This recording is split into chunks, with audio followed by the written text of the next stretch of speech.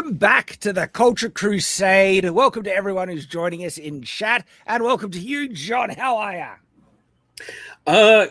Good. Despite some stressors involved with work, I am fantastic because guess what? Today, just not even 10 minutes ago, the final edits for The Lionheart are done. It's going back to my editor for one last read through. And after that comes the cover reveal, which I have been chomping at the bit for. I've had this cover for almost a year and have not yet showed it off. Not the final version, but looking forward to it, man. Glad to be here. Awesome, dude. That's exciting. Like I finished the first draft of my book, but I still need to do the epilogues. And I say finished because the book is technically done. The end has been typed, but the epilogues are important. And I'm going to have like 6 of them. And they're basically mini chapters. And so they're turning out really good, but they're also a bit, I'm not rushing it. And so they're taking the time. And I want to get into all the other edits, but I need to finish these epilogues. And here I was a little self-conscious about adding a second epilogue. Dude, showing me up like 6 or 8. And my plan is actually have the most important epilogue in every single version, but many additional epilogues. You're going to get a different additional epilogue in the different versions. So there'll be a different couple epilogues in the print, different couple ones in the audiobook, and different couple ones in the ebook. But the one where you get every single epilogue will be the leather bound. And so it's going to be good. Interesting. Yeah. So the premium one, you get everything. And dude, I got so many cool things in the works for that, but that's for more, I guess, reveals later on, because editing, there's a lot to do. There's a lot to do to get that bad boy finished. As you know, I haven't even got to line edits and all of that. That's going to be a task. Yeah, people don't really understand that aren't authors. Like you read the book once. We read the book like 3-4 times. More, to make sure everything's as much on the up, and you will still end up missing something. And I would say that's frustrating, but I feel like it does kind of add a bit of human touch to it. I've never been off put by typos or a little bit of grammar mishandling or anything like that. That's never been a deal breaker for me when reading. Some people get really anal about it, though. Hey, Mike. Hey, Mike. Aloha. Good to see you, mate. Hello. All right, so we actually have heaps of topics. Let me quickly just quickly grab some. We got 2 chats that. So Wally Muna for $10 says, Shad, website, public resource for recommending lists of media like movies, series, animes, and especially books to be released when? Cough, cough. I do have a playlist on Night's Watch entitled Things That Are Good. And so whenever I review something that is sort of a positive nature, I chuck it in that playlist. And so I can point you in that direction to begin with, but other than that, no, I don't have like a list that you can look up on a website, but hopefully that will help. And thank you for the super chat, mate. And then also McSkittles, member for 12 months, says, how's the other language channels coming along? Going well. Not only that, the Japanese channel is up and running, but I haven't announced it yet because I'm waiting for more content to be on there for people to actually watch, and then I'm gonna pump that and announce that hopefully to some of my Japanese followers on X Twitter that they'll be able to check it out. But yeah, Japanese Shadiversity is live. All right, let's jump into the first topic right away, and this comes by virtue of well, John, you kind of shared this actually. So, question. This is the question that has been posed once again, not the first time, not the last time, on X Twitter. Is playing video games in men unattractive? And so I see this come up, rearing its head, periodically, like a couple times a year. And this person on X Twitter says, I know it's unpopular, but it will always be unattractive for a grown man to play video games. Some women might be understanding or pretend they don't care that they spend hours playing, but they do. It is extremely unattractive to women and will never not be. So what are your thoughts on that there, John? It's like they're on a schedule with this thing. Like every 3 to 6 months, they roll this out there to kind of. I know it's probably engagement bait, but I've got a little bit of personal experience with this. Let me explain. You see, my wife and I have been playing video games since we were dating. In fact, that was one of the most interesting things when we started dating in the late 90s. That kind of tilt my head, because by that point I was living off like my dad's dating advice was, take a girl out, give her flowers, candies, things like that. There was never anything to do about what to do when the girl buys you stuff, and that was interesting to me. That kind of threw me for a loop. I didn't expect that. You have to understand the context of this. When me and my wife started dating, I know I'm ugly now. I was pretty decent looking as a teenager. I was my wife's crush. She went so far out of her way to try and grab my attention. Part of that was after we started dating, she went out. She found out that I liked playing video games. I had a PlayStation 1 and a Nintendo 64 at the time. And she went out and she bought her own PlayStation with a bunch of games, so that whenever I would come, visit her at her house and, visit with her parents and everything, we'd have something to do together. And she did that for me. That blew me away. I'm like, that's her own money she's spending on for this hobby. And throughout the years, man, we have played video games sometimes together, often playing our own different kind of games. She gets in this weird area where she'll get hyper focused on one weird, really random game out of nowhere. She played through all of Skies of Arcadia. That was cool. And then she'll go and years later, she wanted to play Burnout Crash a whole bunch for no reason. Just last night, in the last couple of months, she's been playing Power Washer Simulator like crazy. My wife plays that heaps. So like, it obviously isn't true, because there are obviously, wives that not only have no problem with video games, play it themselves. So that's the first big bit of bullcrap. And this really feels like massive, massive projection. Just what this is a subjective view that this particular, this particular woman doesn't like video games, and she's projecting that on all women and saying it's just completely unattractive in men. But what she doesn't realize is this opinion from her is the type of thing that men find profoundly unattractive. This kind of snooty, judgmental, holier-than-thou Karen attitude that wants to dictate the universal standards of what is attractive in men. And, literally all she has to say in this is, in my opinion. Yeah. But no, she says it is extremely unattractive to women and will never not be. She's stating it as a categorical universal, and it will never not be the case. No, I mean, it's probably the majority perspective, but I don't know if it's even majority these days. We're talking about a girl who likes playing video games is like finding a diamond in the coal. Now, I am not saying that playing video games can't go too far. I think, it can become obsessive, even addictive. But keep balanced, enjoy it, and I don't think there's any harm in playing fun, good video games, right?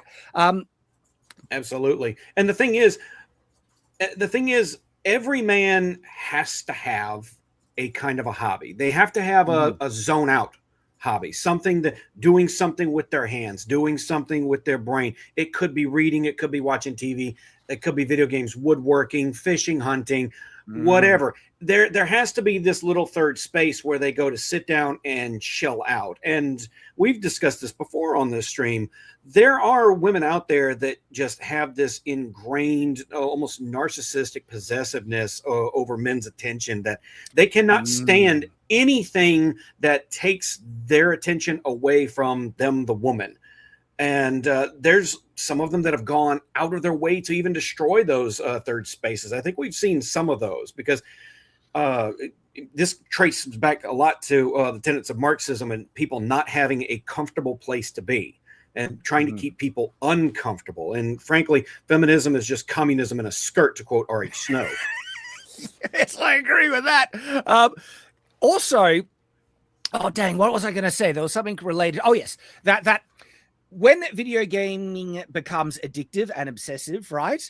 I could absolutely Yes. see that would appear unattractive to most women, but that's not an inherent problem with video games. That's an inherent problem with just addiction and obsessive kind of, indulgence in anything, whether it be porn to sports. Like people who are obsessed with sports and watch nothing but sports constant all day and everything like that, where it's almost consuming them. To me, not only do I think that would be as equivalently unappealing to not just women, anyone, but I actually think being obsessed with sports is more, I guess, less interactive than being obsessed with video games, where in video games, at least you're actually engaging with something.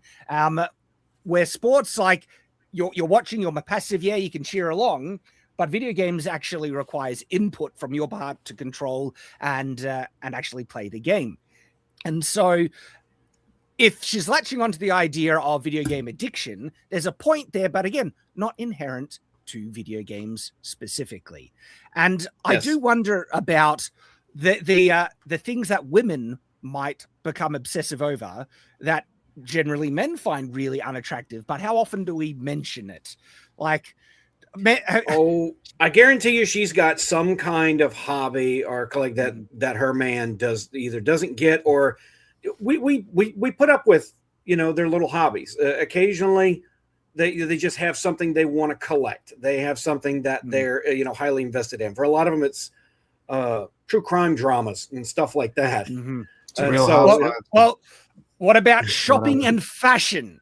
I've never experienced anything quite like being dragged first with my girlfriend, and then now that we're married, right, and been married for over 16 years now, I've never experienced anything more draining and soul crushing than being dragged out and taken shopping with a woman.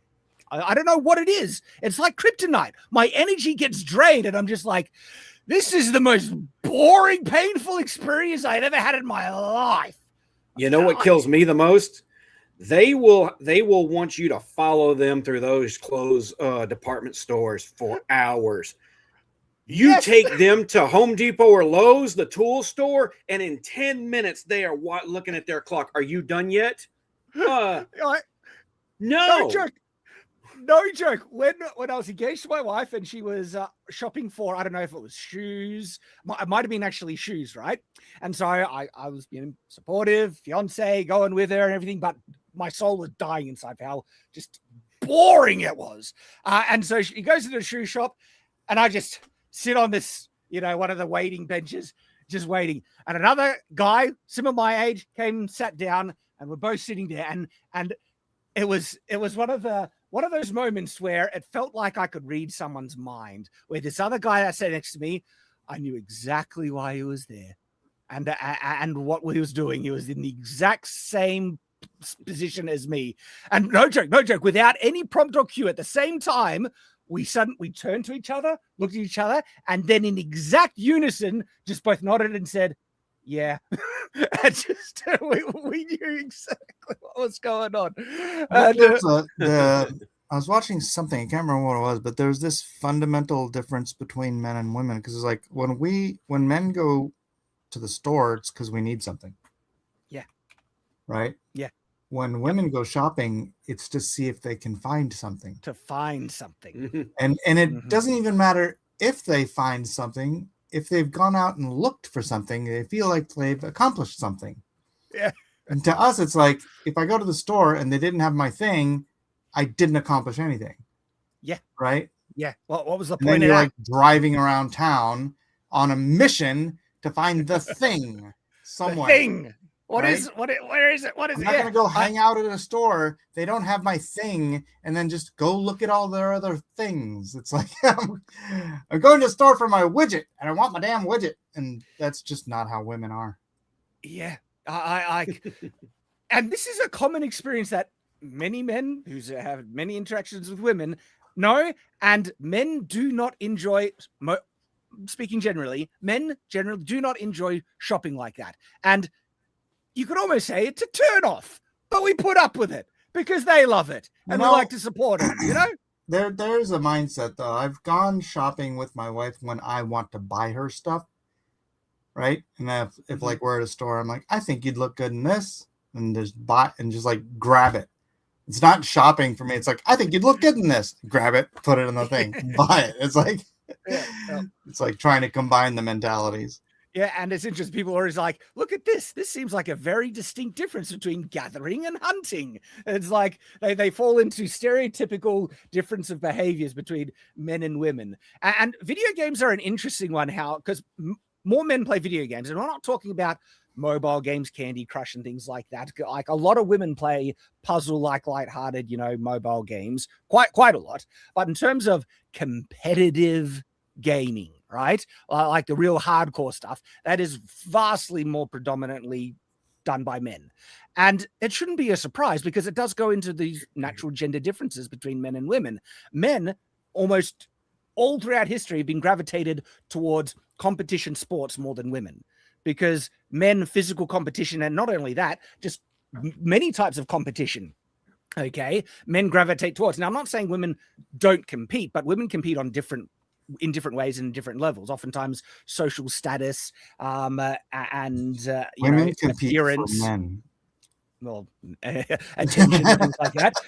But yeah, women do naturally inherently want to compete to be seen, to get attention from men as well, in this whole sexual marketplace thing, where men often want to compete against other men on physical levels, competition levels, winning, victory. And so many video games can be boiled down to types of combat simulation. Even sports are a type of combat simulation.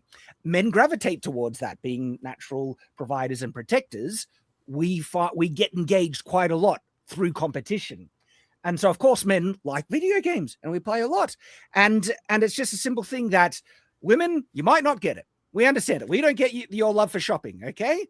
But even if you don't like it, you need to just understand us, okay?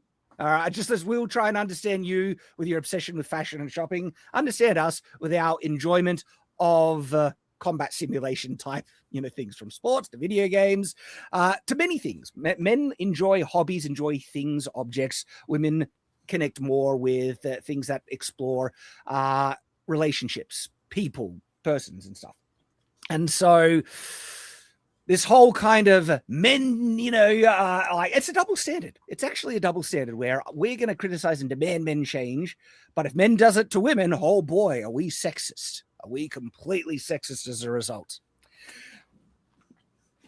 So that's that topic. But guess what? This leads us into another topic, which is I guess, very related. I was wondering if we were going to get to that, because this one was actually kicked off by LitDev, and I was hoping LitDev would be with us for this one. And it's the double standards in how people perceive men and women.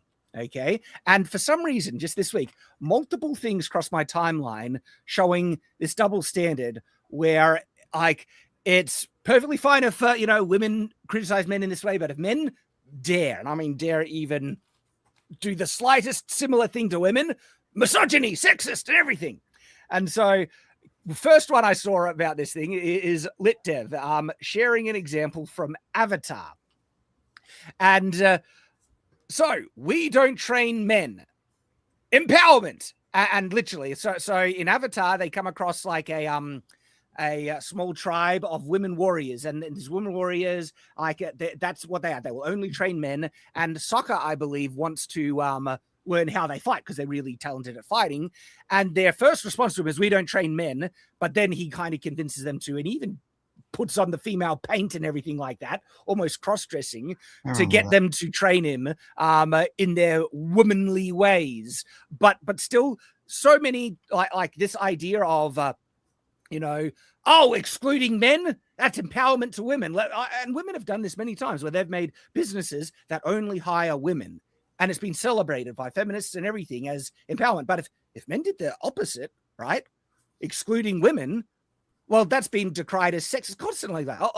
And so many male organizations that have been exclusively male have been attacked by feminists relentlessly. Look what happened to the Boy Scouts of America, how they must accept girls in, otherwise it's a complete sexist institution.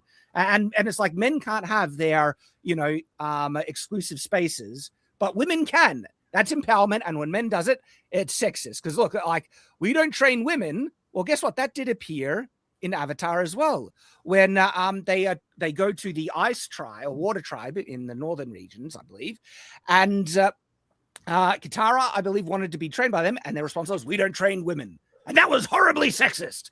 And it's interesting that in this single, TV series, you have both examples, and the reaction to it is telling, isn't it? Have you seen other examples like this, gentlemen? I had experienced it in my own life when I was younger. This, oh my gosh, back in the 80s. So you've heard of the Boys and Girls Clubs of America. It used to be just like providing a hangout place for kids. But once upon a time, when I was going there, they were separate. You had the boys club and you had the girls club. The boys club, I went to this, it was this large kind of 2-story house, and it was just boys ages 6 to teenage, and like it was, I don't want to call it like a frat house, but it was, to me it was unbelievable at the time because I'd never seen anything like it. They had pool tables in there, they had basketball courts, they were watching movies upstairs, and they were watching Jaws. I was like 7 years old. I was like, oh wow, that guy got ate by a shark. Never seen anything like that. A little bit of culture shock for me because I've been a little sheltered up to that point. And it was video games, and it was a cool vibe. And then the organization said that they were going to be combining with the girls club, and be the Boys and Girls Club of America, and it wrecked the vibe. Just men, when they're on their own, are kind of unfettered, just in our own spaces, in a way that women do not approve of when they see. Because we can be crass, we can be rude, we can be ugly, we can be a lot of things that are not nice in front of them. But from one guy's to another, it's really not that big of a deal, because we'll do that kind of thing and we will get over it. And we know that we don't necessarily mean it. We act differently, or the real guys are taught, to act a different way around women. And so when you introduce women into those third spaces, we become much more guarded and self-aware of what we're doing, what we're saying, and who we're saying and doing those things to, so that it just ends up not being a guy's space anymore, and it just doesn't have the same feel. That's been my experience with it. And that's even more pronounced with kids, like adolescent and higher. Like, the boys want to hang out with boys and do boy things, and it's like, I did not grow up in a Christian environment, so it's like when a girl hung out in the boy space, there was a purpose to it that wasn't very altruistic. No, it's like girls who hung out in the boy spaces were there for a particular reason, and it wasn't PG. You know what I mean? It's like that. Girls didn't want to generally come hang out with all the boys to do the boy things. They were there to do the boys. And they were, sorry, that's just been my experience. I'm just thinking back to my whole childhood. It's like we had the gang of boys, and it was always a gang of boys. And then whenever there was like a girl, and it's one thing when you have parties and you intermingle and stuff like that. But if it's like a girl wants to hang out with all the boys, it's like, okay, you're here because you're a whore. And it must be said, it must be said there it can be an exception for some ladies who sure, of course, around boys. So, tomboys of the like. My wife was a tomboy. She didn't like doing girly things. She still doesn't. She likes hanging. She likes guy movies. Our favorite things to watch together are usually action films and R-rated comedies. She don't like The Devil Wears Prada or any of that nonsense, because she doesn't really like hanging out with other women. To be honest, and I love her for that.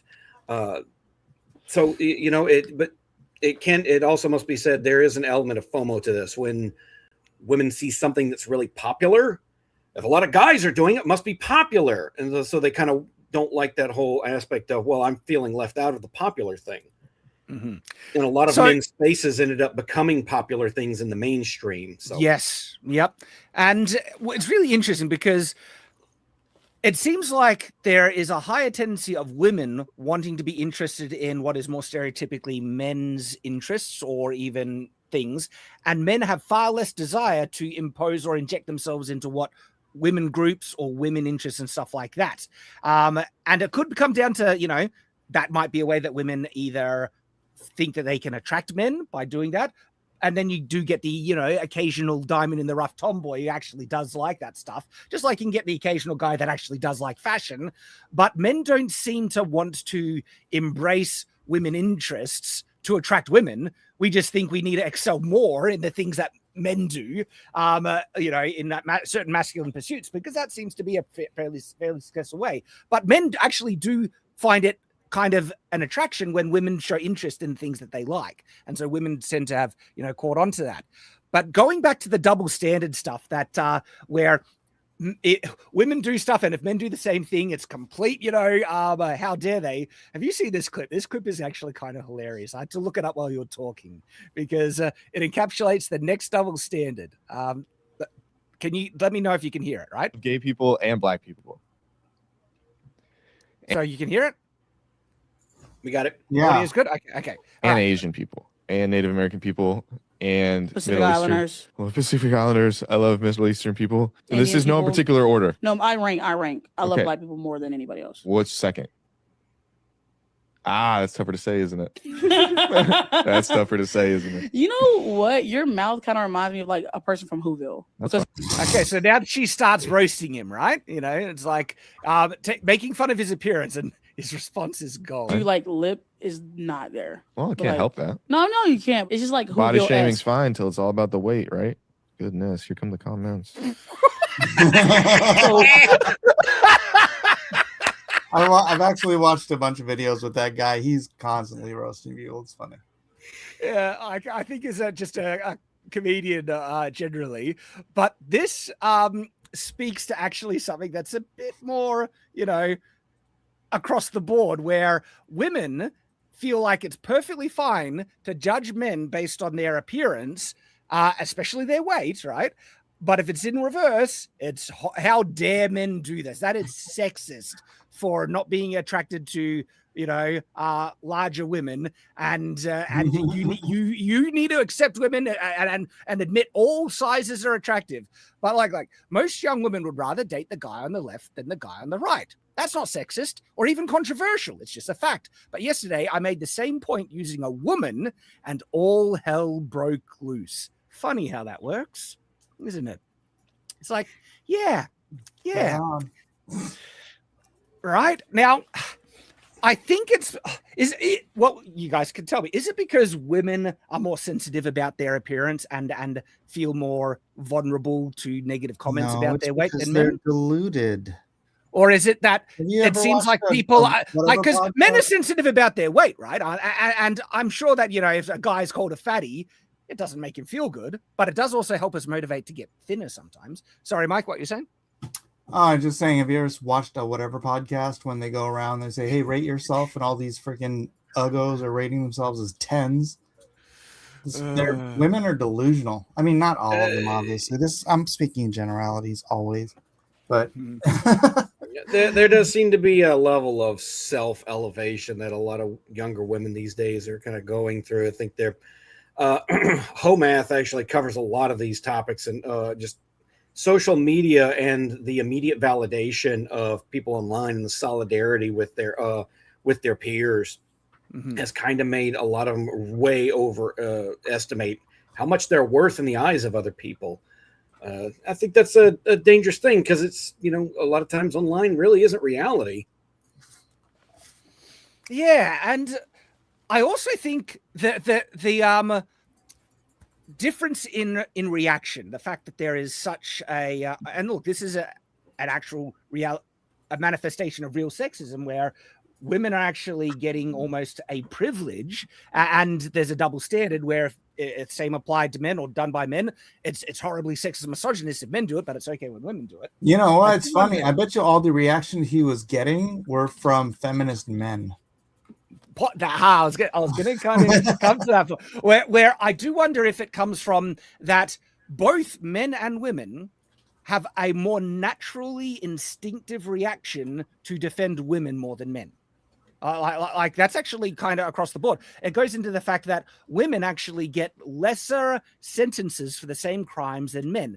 People just have I don't know. I think women are catty, and if they I don't think they're prone necessarily to defend other women. They're more likely to talk crap about other women behind their backs. But publicly, they do defend women because it's about the Virtue appearance. signaling, you mean? Yeah. So, because I get what you're saying, but I do think women are vastly more likely to vocally defend other women. But I do admit there does seem to be a pattern of when they're talking behind their back, then suddenly something changes. Yeah, McSkittles is making the meme of the decade with Lizzo. They say Lizzo is beautiful, but get angry when you say you look like Lizzo. Yeah, that was a good one. That's true. Talk about they're like exposing the double standard right there. Women aren't open with their vitriol towards each other like men are. Like they keep that. Men say keep that on the down low. More often say it to your face. Yep. And are you sharing this, John? Yeah, that's one of my favorite memes about the difference between men and women, girls. Am I fat? No, my God, no, you're beautiful guys. Bro, am I fat? Bro, I know 5 fat people, and you're 4 of them. Yeah. Oh, man. Always love that line.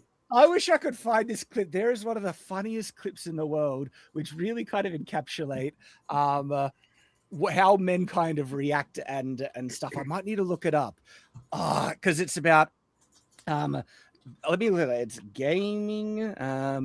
Gaming. What would you do if I needed help or died? So they're playing a game, and a guy asks his mates, "What would you do?"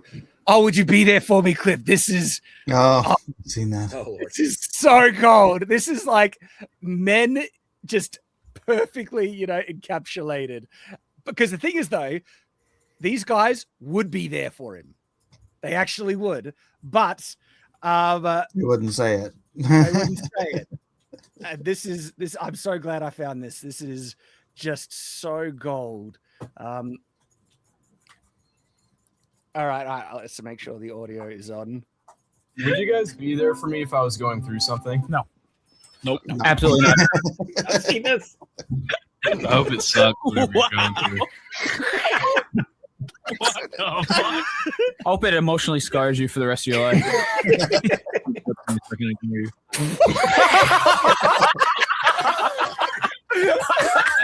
I can't wait to go to your funeral knowing that I could have changed.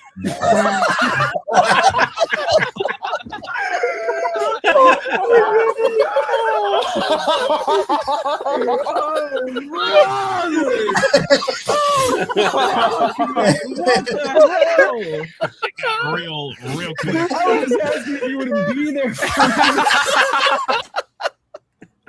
Oh my gosh, that is one of the greatest, exchanges of all time. Yeah. And guys love to roast each other. It's just one of the natural kind of banter things That's something a lot of women really don't understand, especially when they go into like the video game. You get this clip at least 2 times a year, right? A female gamer, a streamer, goes into a competitive shooting game or something like that. Hi, guys. And they all just dunk on her, right? And they all immediately start go make a sandwich, get back in the kitchen, comments, and she gets all her validation and dopamine hits posting the clip on Twitter or whatnot. And it's like, ladies, you don't understand.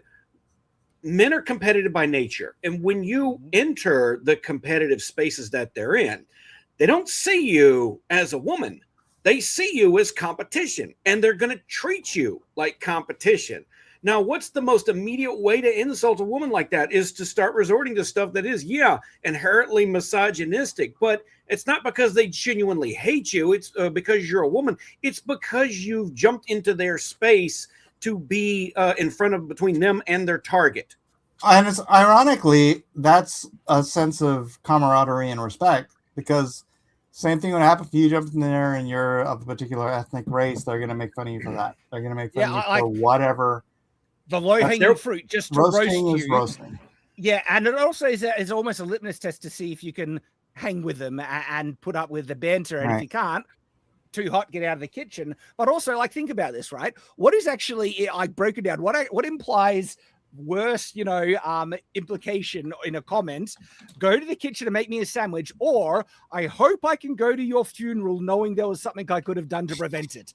Like, look at the extremity in like, if you because both are said in sarcastic and jest, but if both are taken seriously, one is way worse than the other. Yet guys reacted with tremendous laughter and humor to that, where if you can't take a simple comment of go to the kitchen, make a sandwich, you might be missing, the whole point of the competitive environment. Hey, Lit Dev, how are you? Finally made it. Yes, you did. And man, we're talking about the double standards between comments between men and women. That was prompted by your tweet from Avatar, and I already shared it. Oh, I made a tweet. I didn't notice. Yeah. It was I got great. attention. I didn't notice. Oh, and now we've been talking about this double standards in our comments about appearance. That women feel it's perfectly fine to judge men on appearance all the time, but as soon as men mention weight, holy crap, they're like that's a line too far. And so another interesting double standard that crossed my feed, which is like, it seems like this is true. Splitting 50-50 in a restaurant. How dare they? A man should pay. Splitting 50-50 in a divorce, though. The man should pay. Oh, yeah. That's a whole other can of worms, too, the divorce courts. Oh, I know. My gosh. Yeah. It's like a lot of these feminist activists, that all they want is all the possible privilege that they can get, and they don't want actual equality. No. They want the power. They don't want so much, they want to keep. They just want everything. Yeah, they want to keep all the privileges that they have naturally received throughout history for being the fairer sex, okay, that men have offered them. But then they want all the privileges that men have as well, and they don't want to exchange anything. Whereas, like, we want equal pay, but we don't want to do all the dirty work. We don't want to clean the stores, what's his name? Collect the trash. That one guy that used to be cool, Bill Burr. I think it was Bill Burr. Didn't he have a joke like that? Where like, oh, women want to go around like it's like a buffet when they were like, oh, we want to be equal to men, but not the same. We want to pick and choose. This being paid more, whatever. Like they buy into that whole thing.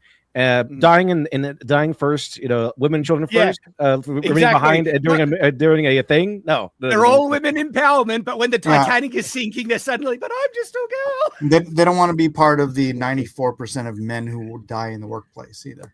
Yeah. Exactly. I can speak from personal experience of that. I'm in a field that is dominated by women, which is the nursing field, and normally very much an equal working place until they need something heavy lifted, and then all of a sudden I'm the human forklift. Suddenly it's a man's job. Yeah. Like, can you reach this high thing on this shelf? Like, we have a step ladder. Yeah, but can you help us pick up this 400-pound man off the floor? Like, well, it's not my hall. It's not my patient. Like, what if I hurt my back doing this? Well, are you going to pay my bills? I mean, it's unfortunate the world has pushed society to such a place because I think it's good that men embrace traditional chivalry, right? In opening the door for women and, pulling out their seat and lifting the heavy box and stuff like that. But feminism is ruining it, utterly ruining it as well, where they are saying, no, women should not offer anything in return of this normal, natural, stereotypical gender exchange where men are willing to treat women with a certain amount of grace and men expect some reciprocation in that exchange to respect and honor men for the sacrifice that they do when lifting heavy things. And feminists is saying it's just exchange, Shad. That men just want they don't really care. That's kind of what it's based on. Like if men really cared, they would do all this stuff without it expecting anything in return, which is devious because it sounds correct, right? It sounds correct. But it really is just a way to obfuscate responsibility. Just get out of the way of responsibility. It's don't even have to say thank you. Really, it's like and let's be honest, you didn't do it right. If anything, that worked in a world where women were worth kind of putting in that kind of effort for. But what have we seen? They want the elimination of those particular sides. They step more and more into our spaces and our roles. But it's the longhouse, right? It's we'll keep you around for all the heavy lifting. You're okay with men as long as they're a bunch of pack mules and battler and warriors that you can just send out on a whim. But as far as trusting or respecting their positions or anything like that, allowing them to lead. Yeah. Like they have such a problem with men leading and the natural patriarchal order that manifests from the normal. And it's not to say women don't lead in their own spheres, but I'm talking about external leadership and stuff like that. They really resent it when it's like, no, when stuff gets serious, suddenly women do want men to be on the front line and to be the leaders because it's a natural order of things. But no, they resent that in normal things, and that's part of the the exchange of reciprocation, where men, like, if they're gonna adhere to traditional romantic chivalry in men treating women with a certain level of higher dignity than what we treat other men, right?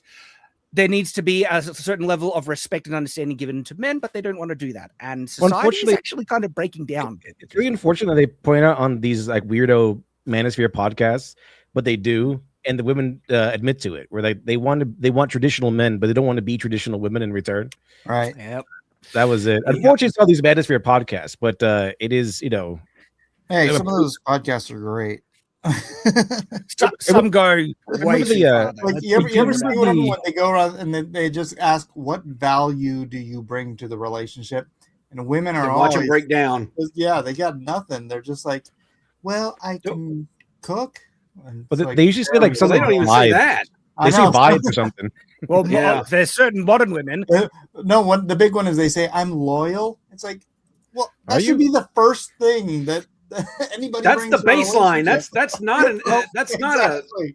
I think what you're also talking about, that's like more modern women stuff. Because if my wife was asked that, she could answer with some very valid. I could answer as well of all the tremendous value that she does in our household, because my wife is a traditional like mother, wife, homemaker, and I rely on her for so much. Like, gosh.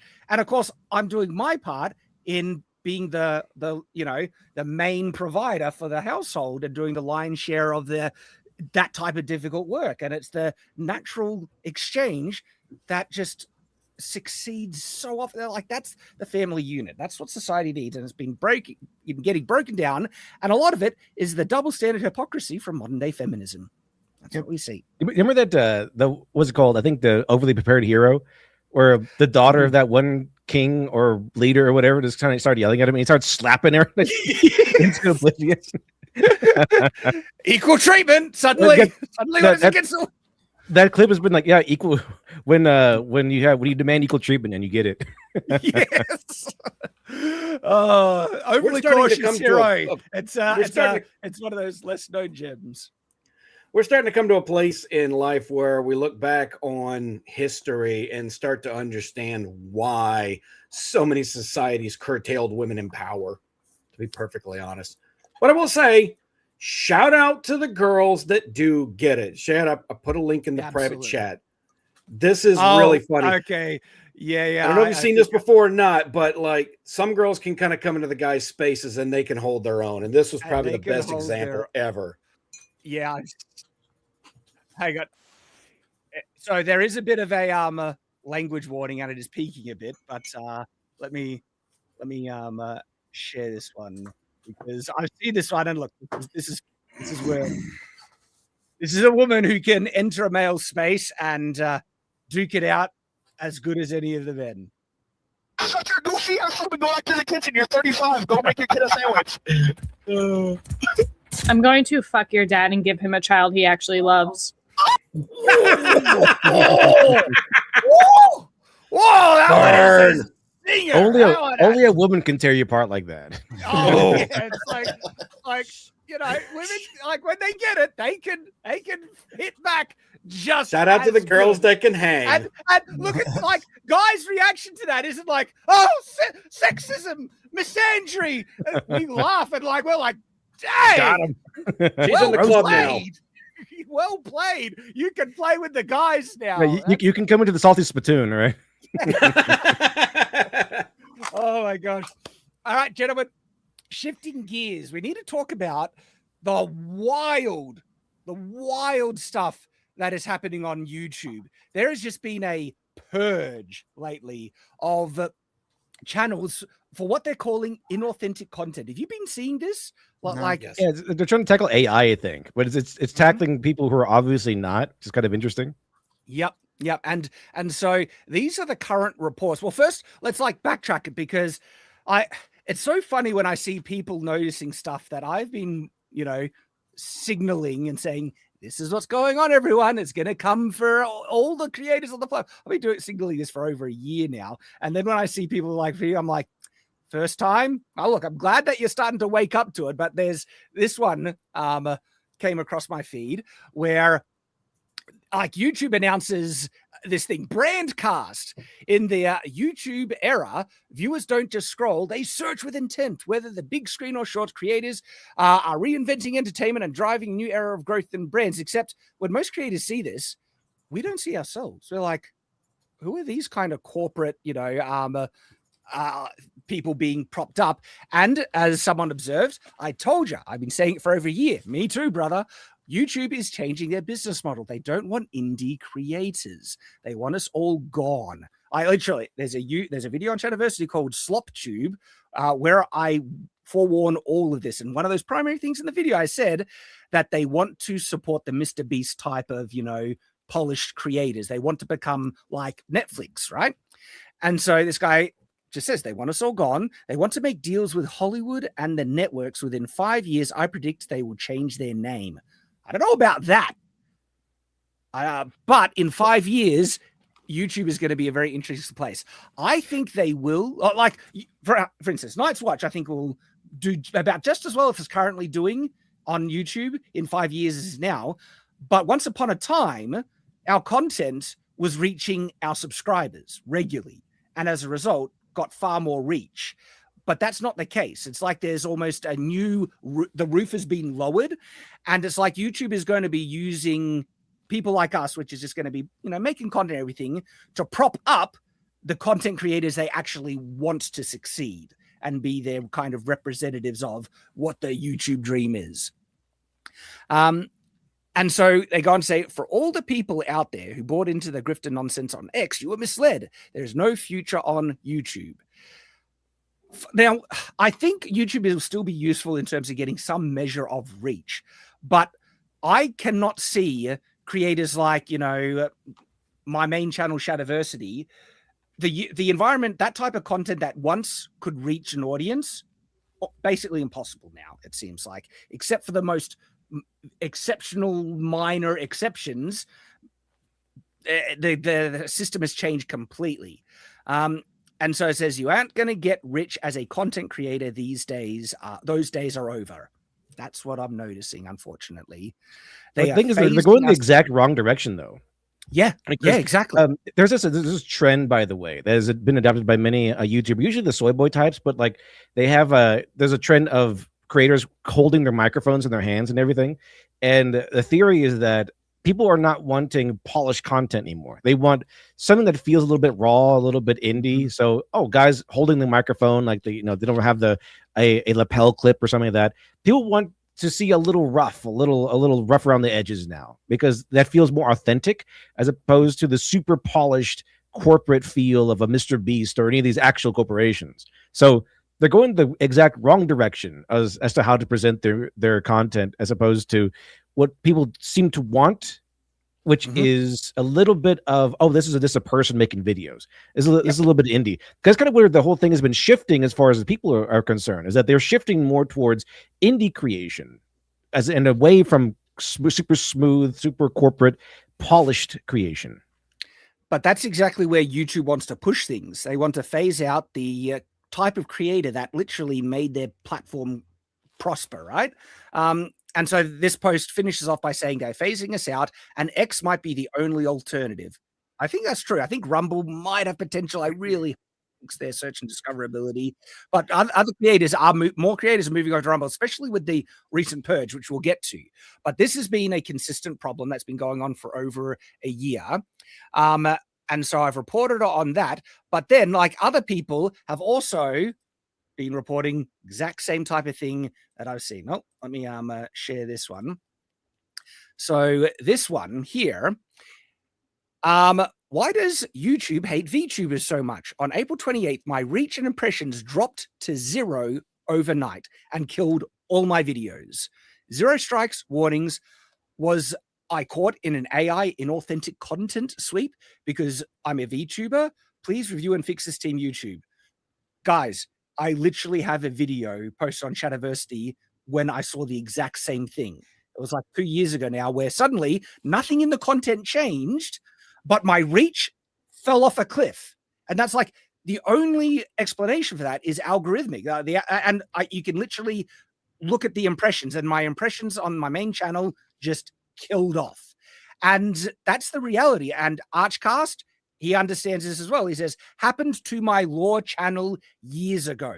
75% drop in impressions from one day to another. Bam! The hard reality is, and this is so true, the hard reality is YouTube determines who gets to be popular. Now, I feel very lucky that I guess I got to be, acknowledged in the algorithm for even a short time on YouTube, where I was able to build a successful channel because YouTube was letting my content reach my subscribers. But now it's a complete redirect. YouTube is prioritizing completely different content. And what's really interesting, okay, when you actually want to find out if people are interested in content, get on organic reach, Twitter X is a really good example of that. Just a couple of weeks ago, I decided to post some Shadiversity clips, right? Over 1 million views on Twitter X, okay? People were interacting. It was one of my back scabbard draw clips, as well as a more recent one, testing how fast you can draw a sword and cut, right? Hugely successful on X Twitter. The monetization isn't there, but it shows that the audience for my type of content on swords and everything still there, and at least I can actually reach people because Twitter X seems to have some more organic kind of growth in terms of views, where people who like it can retweet it to other people who like it, and it can start to snowball, and you actually have potential to reach people on Twitter X. YouTube, it doesn't seem to be like, it's all out. If the algorithm says, no, we don't want to push your content, it just shuts off those recommendations. And it has been doing this for thousands, if not millions of channels at this point. So many people, but a lot of them are small. A lot of them, aren't in the main, attention of people reporting on it. And they just go by the wayside. And this has been going on for, like I said, years at this point. And now something has been going on where it's been impacting. This is like the next wave. This has been getting rolled out in phases. And so the next wave has been a type of AI automated monitoring over the platform. And it has been nuking so many channels for what is being reported as inauthentic content. And the creators that are getting nuked, they're like, hang on, no, this is like human-made content. There's no AI. Like, what is inauthentic about it? But purged. And when I say heaps, I think I've seen upwards of like 10 to 15 just across my Twitter feed recently. And these are channels that even have the reach to get, raise the alarm that this has happened. It's happening to thousands of creators that can't even let people know that it's happening. Okay. And you can even see, right, like we reported on this a couple of months ago, that some of the statistics came in about how many channels or user accounts was on YouTube in 1 year versus another, and they purged millions of accounts. And some of those, I grant, would have been bots, but so many regular creators were just caught up and completely purged without warning.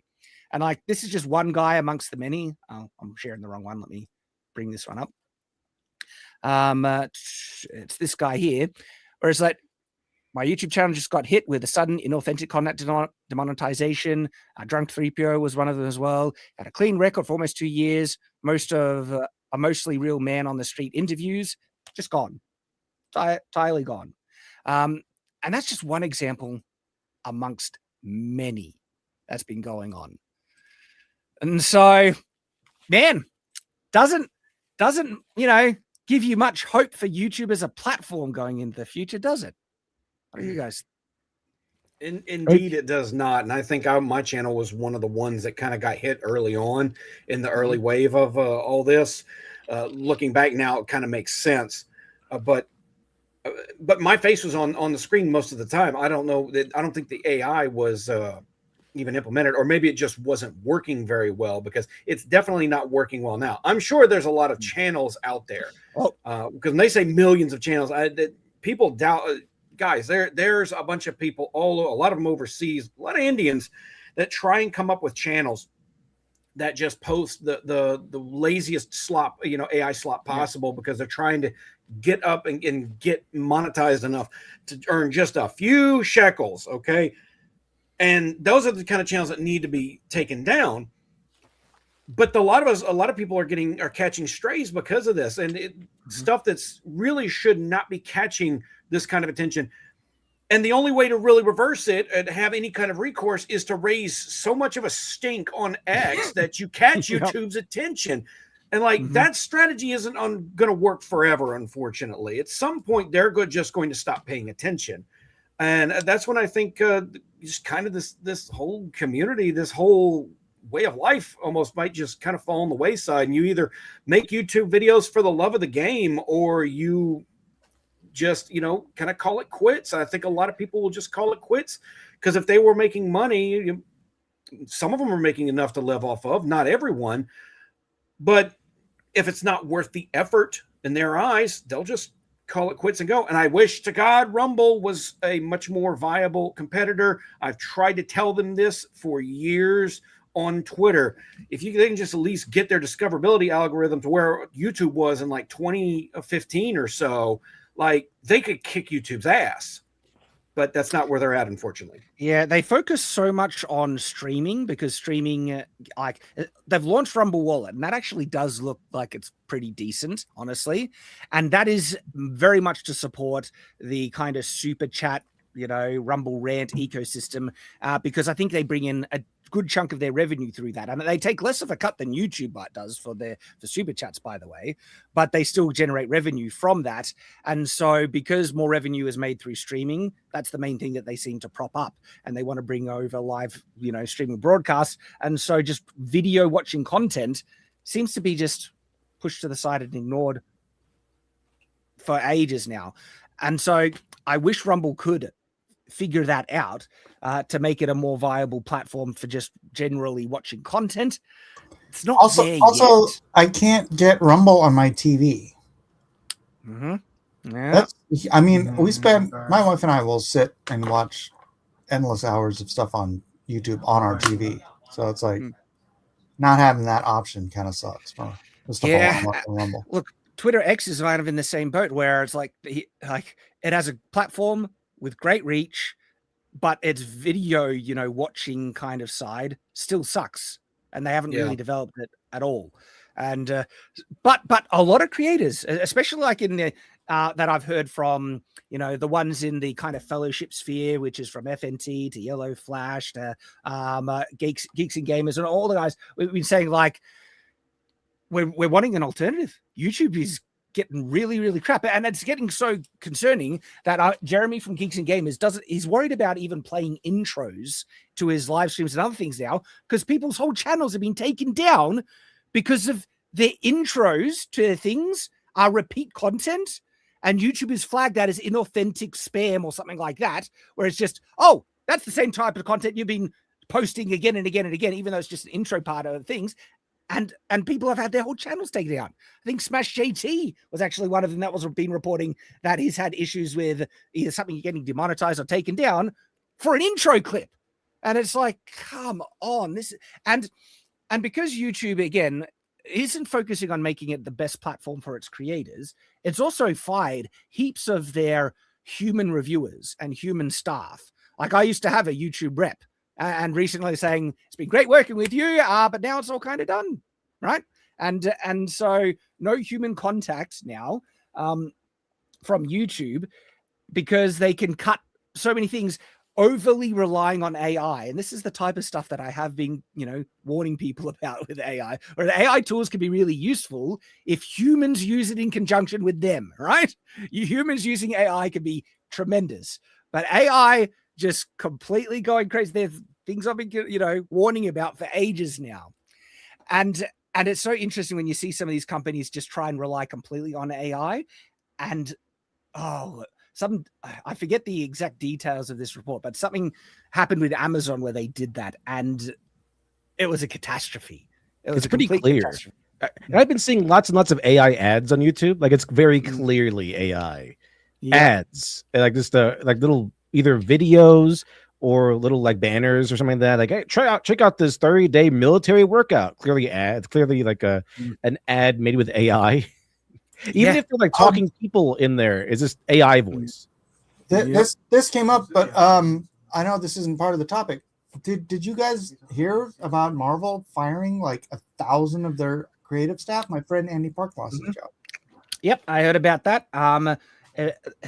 Who's the actress for the Wasp? Is it Evangeline Lilly?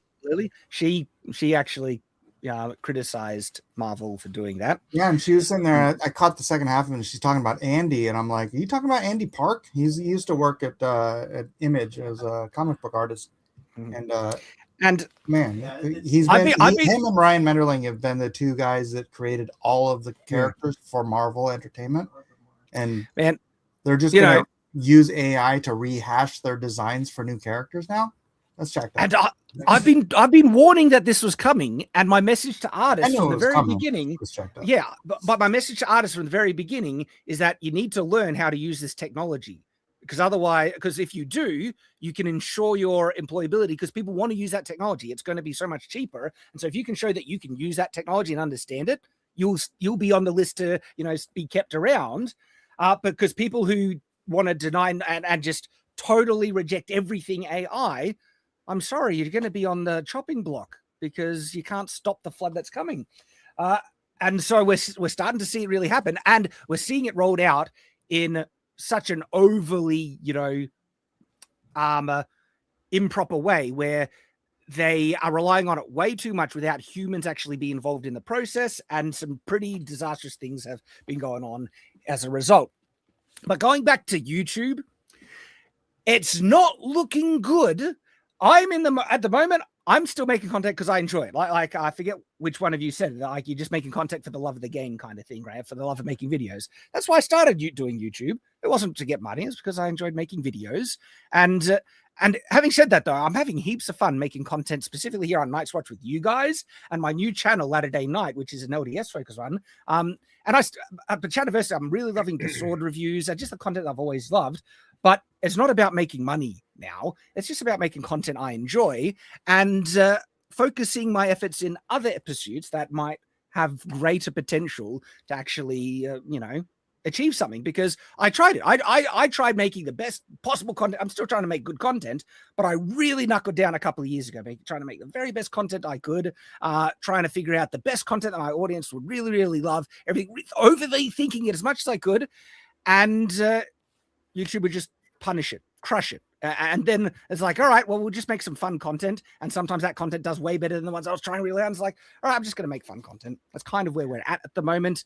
And I'm also focusing on other platforms. Like if Twitter X actually, starts to make video content better, I think that's a great platform and has huge potential. And I managed to get monetized on there. Yeah. And it's fun with my Rorschach thing from a long time ago. Oh, really? That's what got me monetized. But Chad, you can't stop making content, man. You're keeping some of those pool noodle companies in business. I really am. What will they do without me at this point? But YouTube, it's actually getting worse, and other creators are noticing. But moving on topic now, gentlemen, have you heard about the discourse that's been floating around Animal Farm?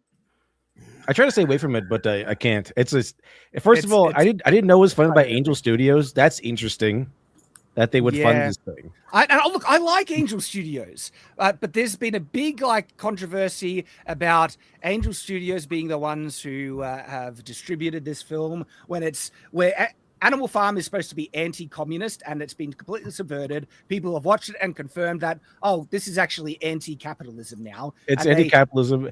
Seth Rogen should be nowhere near Animal Farm. Anything called Animal Farm. Absolutely. And He's so nowhere near a camera in general, but I digress. well, yeah, there is that. And so that was bad enough.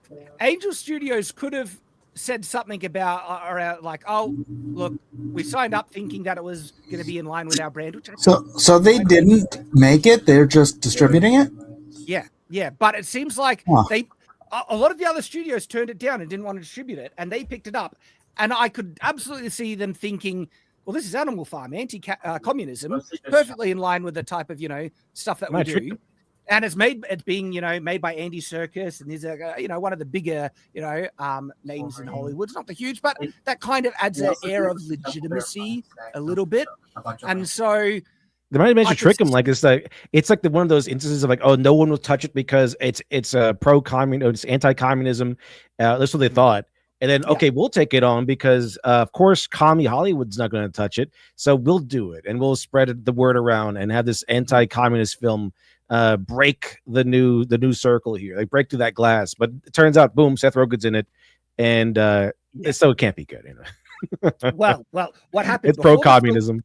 Yeah, I know. And so, and when look at Disparu covering this and stuff like that, this subversion of the actual message of Animal Farm is gross and egregious for what they did. Where again, now it's anti-capitalism, and some of the specifics of what they've done to the story is just atrocious. Okay, so there's been backlash for that, but before the film even came out, review copies were sent to some more prominent conservative commentators to promote the film, paid promotion.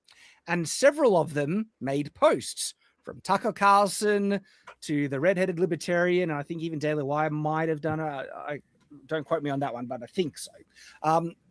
And some of these, more conservative commentators are saying the film's, promoting the film is like good for children. Good. It's hard to hear them sometimes because that jingling coin bag of the 20 pieces of silver is just so loud. Can't really hear it. Because now that the film has come out, there's people are looking at some of these promotional posts these conservative commentators have made, and they're thinking, this does not look good, guys. This really does not look good. And so that's going to come back, okay? Because that has been a problem, and there's been a bit of a blowout just this morning as I woke up on Twitter that will end this segment on. But before we get that, then the official Animal Farm Twitter account posted this, and we covered this on FNT, but this is one of the dumbest, most tone-deaf responses to a backlash you could ever admit. And what it is, they attack the fans, and it's like, holy crap, what are you doing? This, and again, I like Angel Studios, right? This is run by like the main, Animal Farm account, which you would think anything posted on there would need to be approved by Angel Studios. I'm hoping this was just like done by a middle tier marketing manager thinking that this is going to be an own or something like that, or someone who actually is inside Angel Studios wanting to, sabotage them from the inside. Because if this was approved by the actual main guys at Angel Studios, it's like, holy crap. So watch some of this. This is actually wild. Oh, Animal Farm. No one wants us to be together. They haven't even seen me. And it's like, no, many people have. And we're like, this is an absolute piece of crap. And so you have Seth Rogen in it. Like, I mean, yeah, well, there's that. But that's enough. Already, this is misrepresenting people's criticisms, and it comes off super disingenuous from the very first thing that they say. Judging a movie by its trailer, which is what trailers are for. But still, I'll give him that one's Chloe right. Rice 8272 said, Seth Rogen is probably the last person to come to mind to voice a character who's literally meant to resemble Stalin. That's a fun, fair point, honestly, right?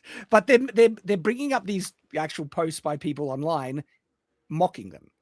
Resemble Stalin as a pig. Seth Rogen is a perfect pig, Stalin. People are. Gosh. Sorry, just Seth Rogen. Damn that. I mean, Seth Rogen is a perfect pig, Stalin. I just can't stand his voice at this point. Saying I should have been rated. Well, I mean, R, pig, full of maybe. blood. I'm sure about the Stalin part. I still want an edit of the Mario Stalin. movie where. Sorry. He's Go ahead. super lefty. So we'll get to the part where they get really already that part was disingenuous. Like, we're not making Schindler's List. All right. So except you kind of are. Yeah. It's Animal Farm. And then at Dustin Maddox 9445 said, "It is wild that Angel Studios would put out a pro-communism movie that was adapted from an anti-communism book." Okay. That is a very valid point. That, like, this version of Animal Farm is basically pro-communism. People have reviewed it. Again, check out Disparoo's coverage of this. But I hate communism. See, that's just bullcrap. That's just a bullcrap lie that this version of Animal Farm is like, oh, it's any. And so people are seeing this like, come off it. Me This too. gets worse, though. And at Generically Entertaining said, "They don't even need that windmill anymore. Just hook up a generator to George Orwell's grave and he'd power the whole farm." Good comments. Like, yeah. I like the buzzer. I hate communism. Wink. I get it. It's really funny. And so their response is mocking the joke. It's like, it is funny. But all right, so that was a disingenuous deflection. Now, then they end up, okay, so fans hate me. This guy looks like Temu Will Ferrell. Yep. So Disparoo saw the movie already? He's been covering it a lot. Has he seen the movie already? I can't remember if he saw it or if it was Fake Wizard that saw it. But one of them did. I'd really like just the opinions of people who actually saw the movie. Well, people, I've been listening to it, man, and some of the statements that they say of how they've been subverting the message of Animal Farm are wild, like I said. And so then there's this part where... "You passed the guild. It's a loud minority trying to silence us. Like the pigs." Great move. Call the audience pigs. Is like, all right, this is A profoundly loud minority, tone deaf. except the pigs were put in power by the other animals. Yeah. So this was just a profoundly tone deaf response. We covered this on FNT, right?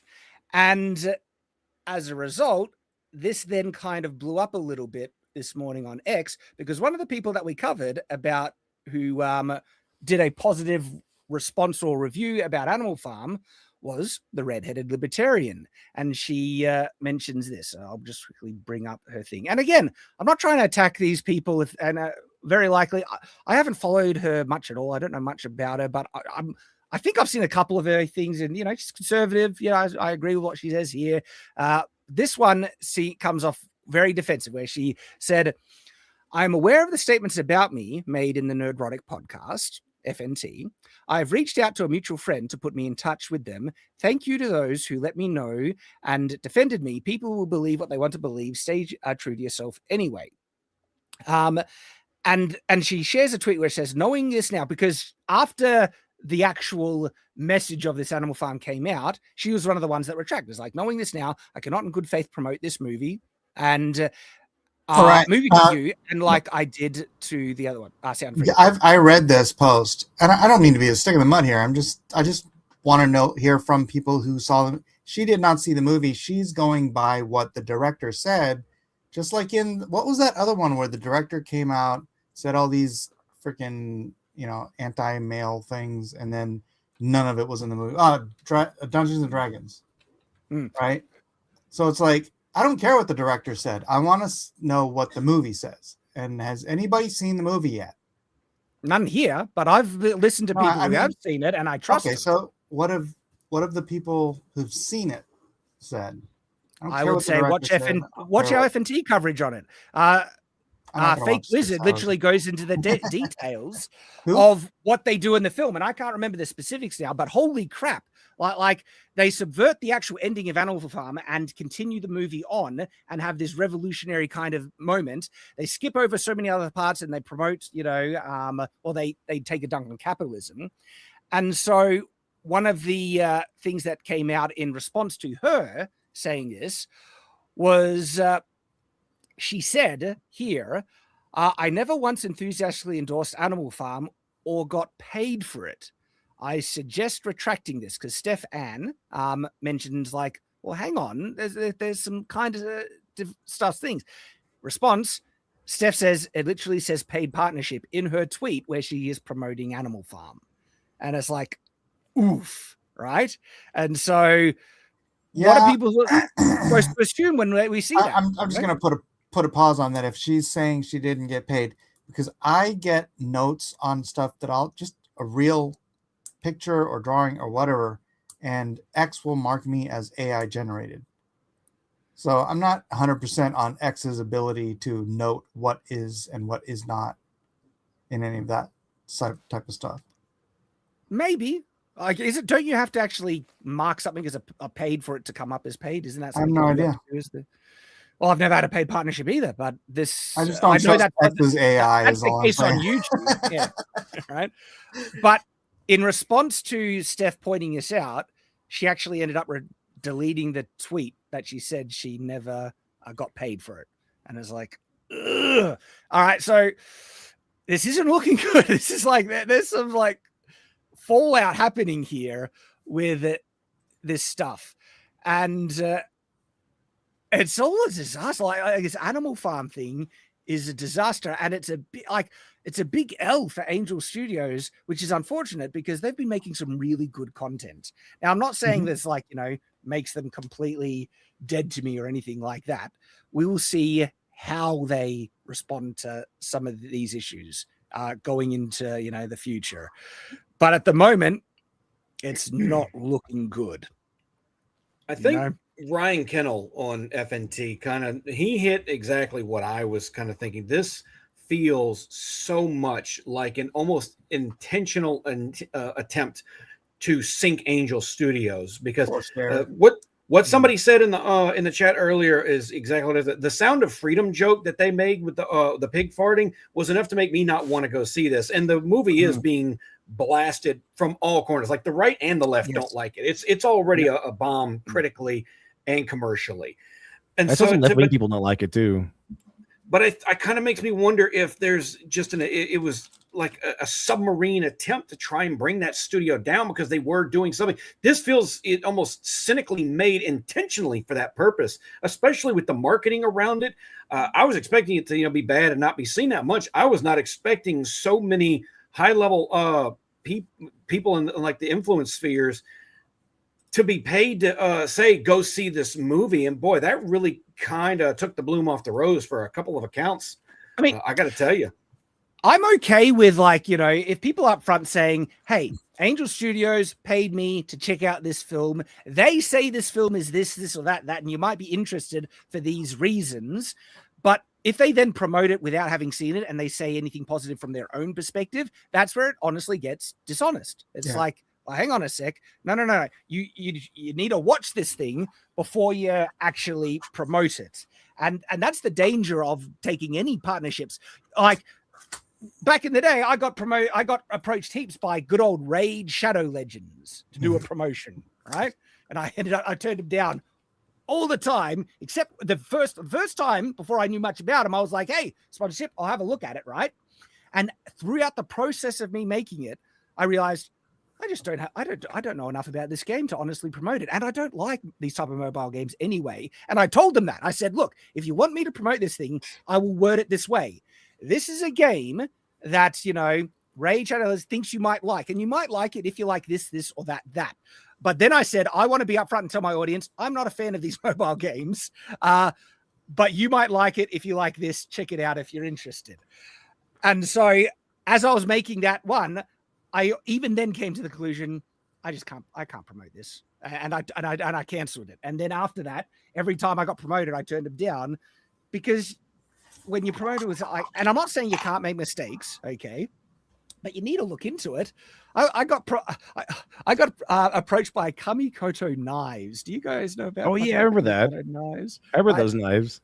My video was the one that exposed them, because they approached me, right?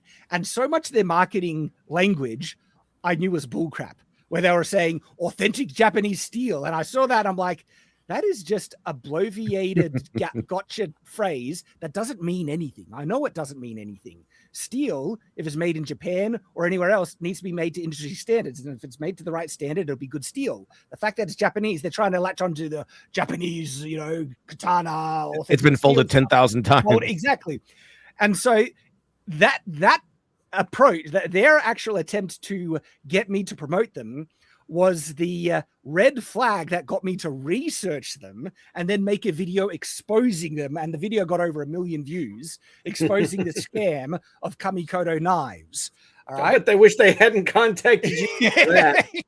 Well, what really made it explode, it was the same company that made the I forget what it was. It was like that you could buy a title and get the title Lord. Oh, what was it? I remember that. It's like, you could buy a square foot of land in Scotland and be a lord. Become a lord. By tradition, you'd be called a lord in Scotland, apparently. I forget the name of that company that did it, but that was getting flooded in promotional stuff across YouTube as well. And it was made by the same company. And someone made an expose on that. And they said, by the way, they also make Kamikoto knives. And I don't know very much about if the Kamikoto knives are a scam. And my video was already made. And the people were like, all right, let's look if and they found my video. And they're like, holy crap, Kamikoto knives is also a massive scam. Established titles. Thank you, chat. Yes, it was established titles. That got exposed, and then it was my video that also did. You mean I can't be a Scottish laird? And so that's like, I'm not saying I won't be I might not be duped in the future. Like sometimes you just get duped and you don't understand. You think it's an authentic product. You ask to promote it and stuff. And to be fair, like companies like Rachel Legends have like infinite money. They'll just offer you whatever. Yeah, and so like I said, a thing like, hey, review this movie. How freaking easy is it to send somebody a link to the movie? They do that. I think some of these, conservative commentators just didn't watch it. Because when they say, like I think Tucker Carlson was one of the ones. Don't quote me because I don't have I think he was one of the ones that said, it's a good family film or something along those lines, promoting it to his conservative audience. And I don't think he would ever do that if he actually knew the content of the film, that it's subversive. I don't know, dude. That dude's lost the plot ever since. So many conservative commentators have lost the plot now. Oh, dude. Yeah, don't get me started on that. And so this whole Animal Farm controversy thing has actually started to expose some very, disingenuous, inauthentic kind of, people in the sphere, or at least reviewers. This is why I love Gary, Geeks and Gamers, the FNT guys. They're genuinely some of the most honest people in this sphere. And Gary even mentioned that he got offered to go to the premiere, I think, but he turned it down. And it's not to say it would be bad if he went to it, but there is that concern, and he's open about this. There is a concern about accepting the bag from any company that wants you to review stuff, because the concern is that it will bias your review. And it's like, I mean, you want the best example of this. Booktuber Daniel Green got Wheel of Time. Got the red carpet treatment to go out to the premiere of the Wheel of Time TV show. And naturally, he glazed over a lot of issues in that first season. And he got so much flack back from doing that he ended up not doing it again, just to kind of maintain whatever credibility he had. The thing is, I actually think Daniel was being sincere, but he couldn't escape the stigma or the judgment that people thought that he was just chilling for the film because he got flown over to the premiere. And he realized that, and he said that he doesn't want to do it again now because you just can't escape that connection. Like, it taints your opinion, even if you're being 100% genuine on it. And so that's the difficulty about, reviewing. And speaking of Daniel and sponsorships, by the way, what an unfortunate turn he ended up having not that long ago. He had a video about Reddit's top 15 fantasy series. And I'm like, okay, I don't normally watch Daniel Green because I generally just don't like him, but I thought, let me see what Reddit says. This might be good for a laugh. 5 minutes into that video, his sponsorship spot comes up and he is fisting a sex toy right there on his video. And I'm like, bro, what are you doing? Are you that hard up for cash? What?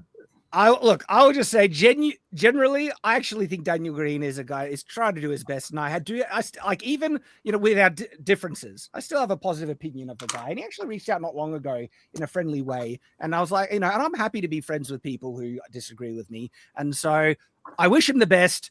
But he has gone through some of those issues, exactly the issues that we're talking about, and it's involved in taking sponsorships, and it's all baked into this difficult thing that content creators have to navigate. And recently, yeah, they've some people have. Is Daniel Green really woke? I think I recognize this guy. Yeah, super incredibly super so. woke. Super woke. Is he the one with the brother who makes fun of him for being woke?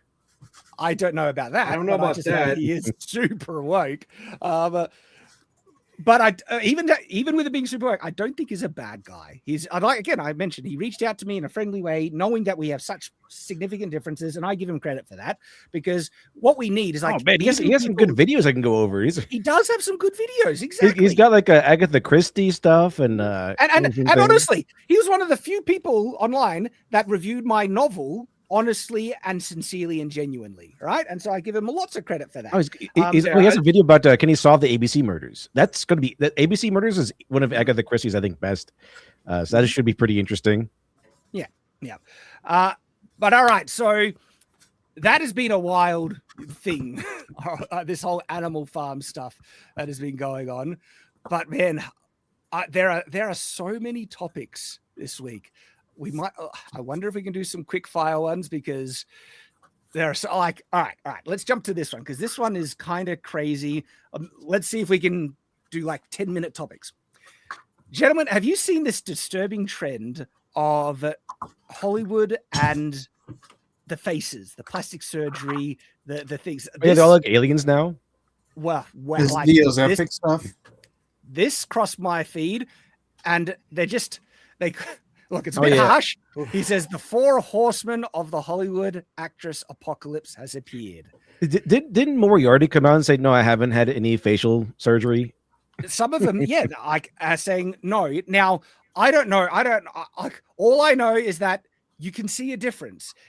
For the actress, is that her name? She's from The Boys, right? She says that she had a medical condition that did something, but then people did something.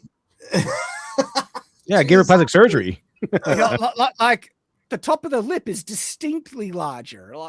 Her jaw is completely shaved or something. It's so weird. I know that there has to be an aspect of look, Ozempic is out there and it is being horrifically abused by a lot of people.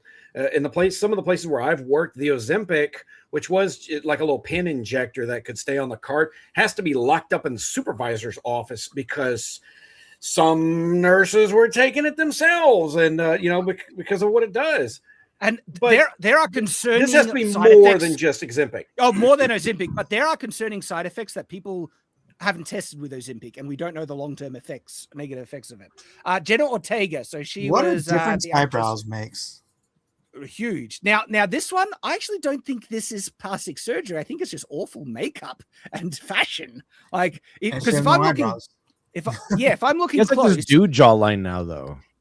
I don't know. The jawline I think is the same. She has more sunken cheeks, so it might be some Ozempic happening. She got that Chad face going on for the Chad. Yeah.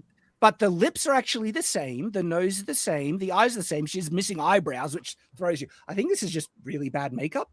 But the Hollywood trend of making people look ugly is like, that's not more attractive. I don't know what's going on with the fashion sense there. They want to make you. This is a strange trend of Hollywood trying to make their actresses look more alien-like, and then suddenly Trump wants to declassify all the alien files. Oh, is there a connection there?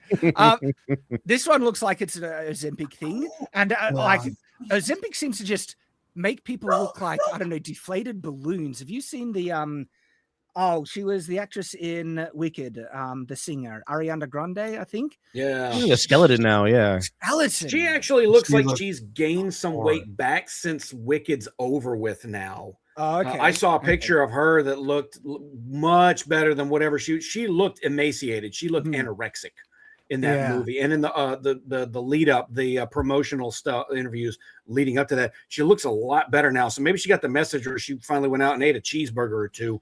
Now, let me jump on something because there might be some people get triggered. How dare men judge women's appearances? By the way, we just did a whole segment on the double standard that where women judge men on their appearance all the time and never called out on it. And what we're really talking about here is normal natural beauty, women. Men prefer normal natural beauty. don't go around the Botox, filler, injection, Ozempic, plastics. It makes people look really uncanny. Where you see just look, and people are going to age.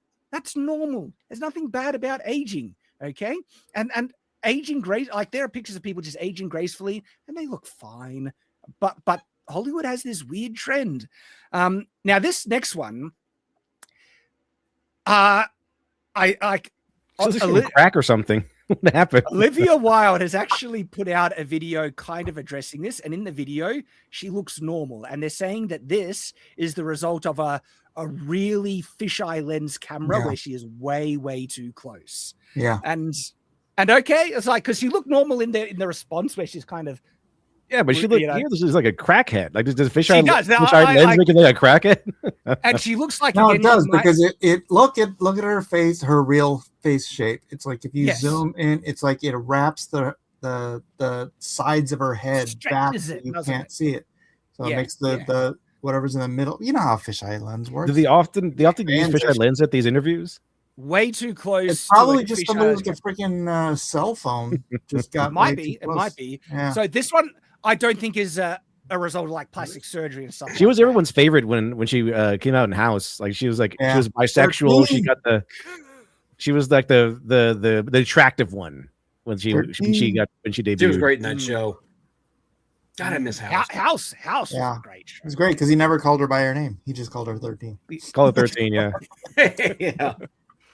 So some of the, like I said, I don't think these are necessarily some of the best examples, but I've seen many examples of the Botox filler, weird thing. And I know she said that she has Graves' disease, which you can believe that or not based on, it's how you feel. But as the late, great John Walton once said, ladies, you age, your plastic surgery does not.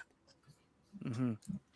And look, it is tied into the fact that so much of these actresses kind of, capital in Hollywood tied to their appearance and their looks. And so they want to preserve it as much as possible when you have to embrace it. Age is a natural part in life. Did you go over the fact that they do the same thing to men? They do the same thing to men too. Where there's like so many pictures like, oh, here's some actor and he's fat now. What happened? They just did a thing with Tom Hardy recently. Like with Tom Hardy. Like, what happened to Tom Hardy? Like, he aged. Like it's like 20 years ago. You know what they love to do?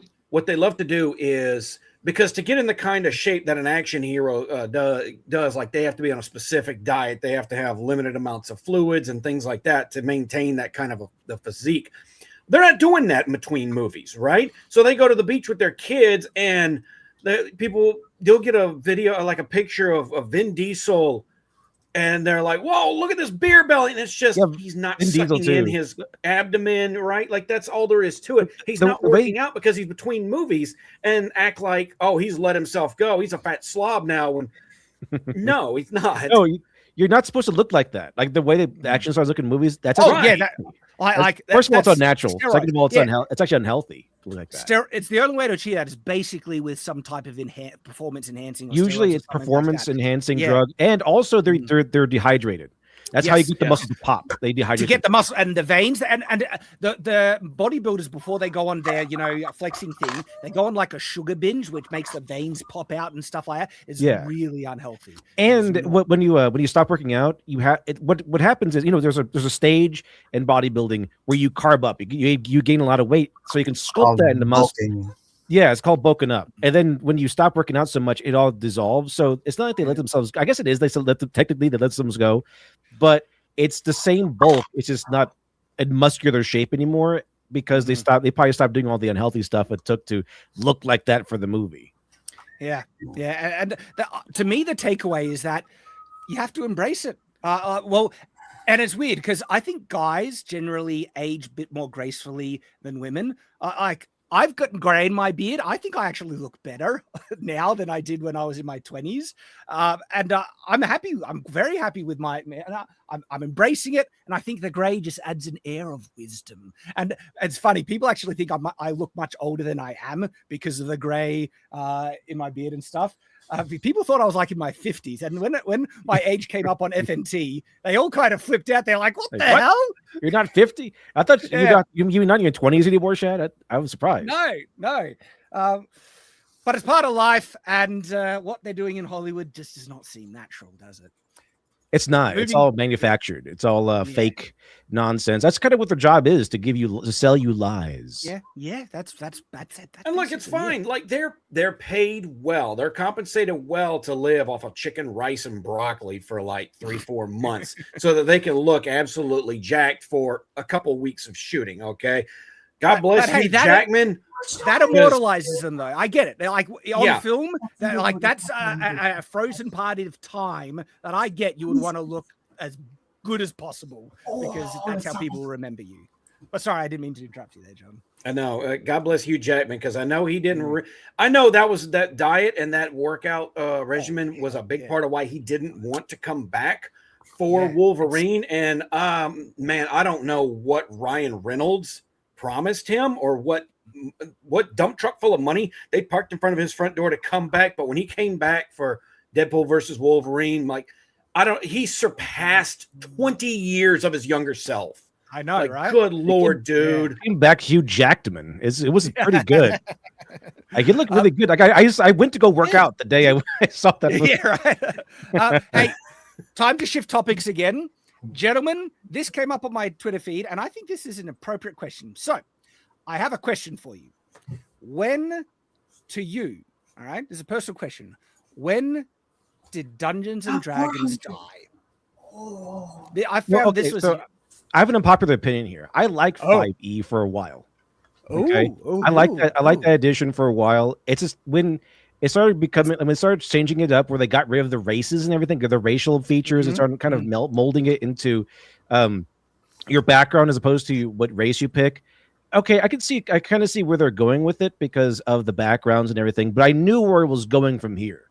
I knew that this was a bad sign, even if it was like a lukewarm change. I knew it was a bad sign. So around there, so 5e's been around for a while. So I liked it when it first came out. I like the streamlined version of the rules and everything. Now I started off, technically speaking, with 3.5. It was awesome. So for me, all right, and I'm like, I completely get what you're saying there, LitDev, because D&D more recently has just like committed seppuku. It actively tried to destroy itself.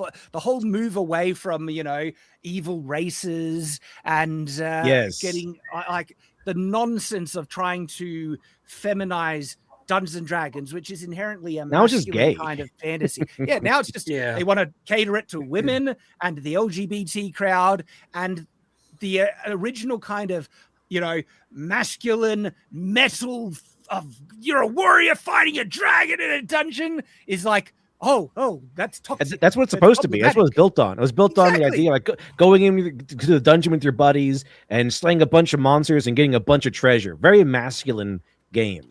Very masculine. Absolutely. It was awesome. Well, have a look at I'm with you, LitDev. Like, I liked 5e as a system. I like 5e, and not just because it's what I learned Dungeons and Dragons on. I was unfortunately was not able to play D&D back in the day. But when it comes to the system itself is fine. The content that comes behind it, for me, I knew it was going off the rails about the time the Strixhaven module came out, and it was. Right up front and center, it was about gay proms and a lot of some friends and I played that module, and it was boring. It was we actually we were going to play the storyline it offered, and then we drifted off into our own storyline where we had an owl. They had a new race called Owlins or whatever. I played an Owlin. I made the noble house of Fairfeather, something like that, and it was my character was pure chaotic evil and stuff. We had an Owlin professor named Hootler. It was pretty funny. It's good stuff. It's the same problem a lot of hobbies have had, is that you had the Tumblrites that came in and they love everything. They love their gender slop. They love everything to have the cozy fantasy feel to it.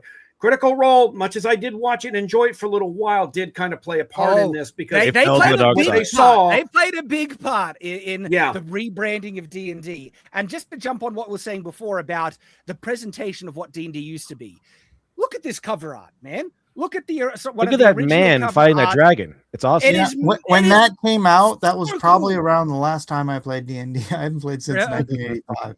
I mean, this cover art is so metal. Of a barbarian warrior going head to head with this crazy big dragon. You could hear the just music. going all out and is ripped, and it's just like this is such peak fantasy art right here. I love. I might even try and buy this and frame it on my wall because guess what? This cover art was the cover art of the first D&D book that me and my friends picked up and started playing, and that was the first. Well, my introduction was this, and I was actually after the time it was around because when I started playing D&D, D&D was actually still the main one. But these were the books we actually found first. And so we started playing classic Dungeons and Dragons with the books of this cover art.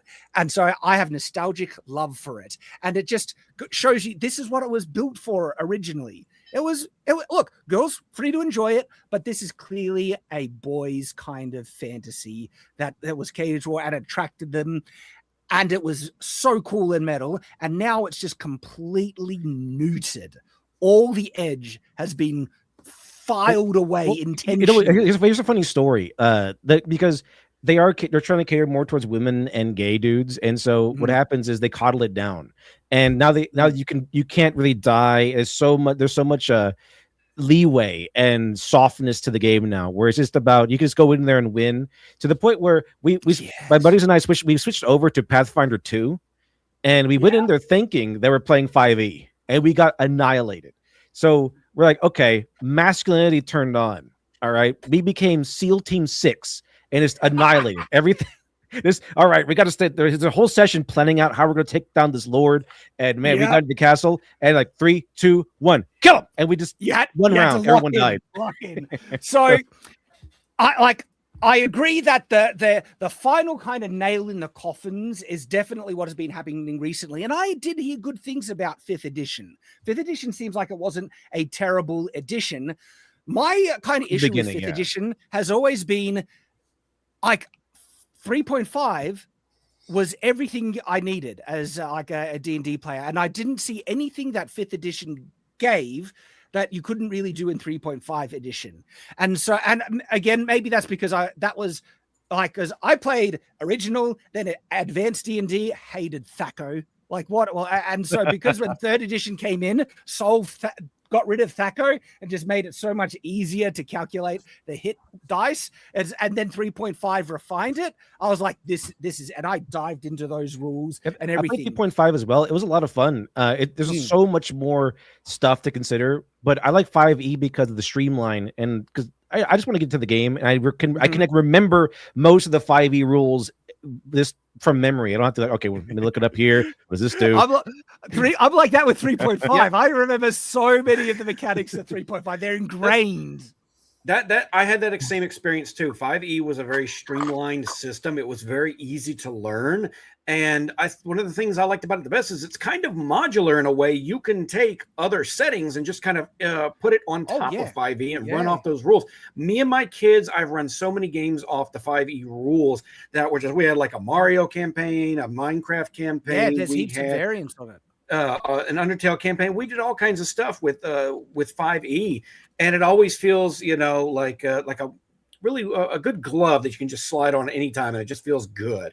I like it in that particular, but it's an issue with the masculinity being bled out of the setting that really makes it much more unappealing, and them not only not listening to fans who say stop doing that, but actively, at times mocking them. In one of was it in Strixhaven, Litdev, the character who was a shot at the 1E players, the Grognards. Oh yeah, you guys have seen this, haven't you? I think so. The modern D&D, the orcs are just like happy settlers now. Look at that hard working. They got Danny Trejo over there as an orc to the right over there. Shad said orcs. I'm locking in. Mayor of Orc City here. Sorry. John knows about orcs. Orcs are wild animals that took human shape and learned human language to deceive. All right. Don't fall friendliness. Yep. Although, John, you've got some nice orcs in your books. Like orcs aren't all bad. Well, There's two schools of orcs, right? There's old schoolers. They love their pig-faced orcs from Lord of the Rings that are irredeemable monsters, and then there's like newer generations, kind of more modeled after World of Warcraft, right? Okay, cool. World of Warcraft, yes. I make exceptions. World of Warcraft also has the same issue with the tonal shift that D&D has going on right now as well. Well, look, to be fair, I don't consider anything after Frozen Throne to be canon. Everything after that's fan fiction to me. Look at this. This encapsulates modern D&D now. Like, what is this? Look at that. There's a beholder. There's like a gay beholder in the back. There's a gay beholder there, don't you? Like D&D used to be metal, hardcore, violent action heroism, all that stuff, and now it's this nuded, feminized LGBT like fair thing. It's just like it is a shadow of what it used to be. But I have to say, you know, the time when D&D kind of died for me in the sense that I never bought a D&D product again was this abomination right here, 4th edition.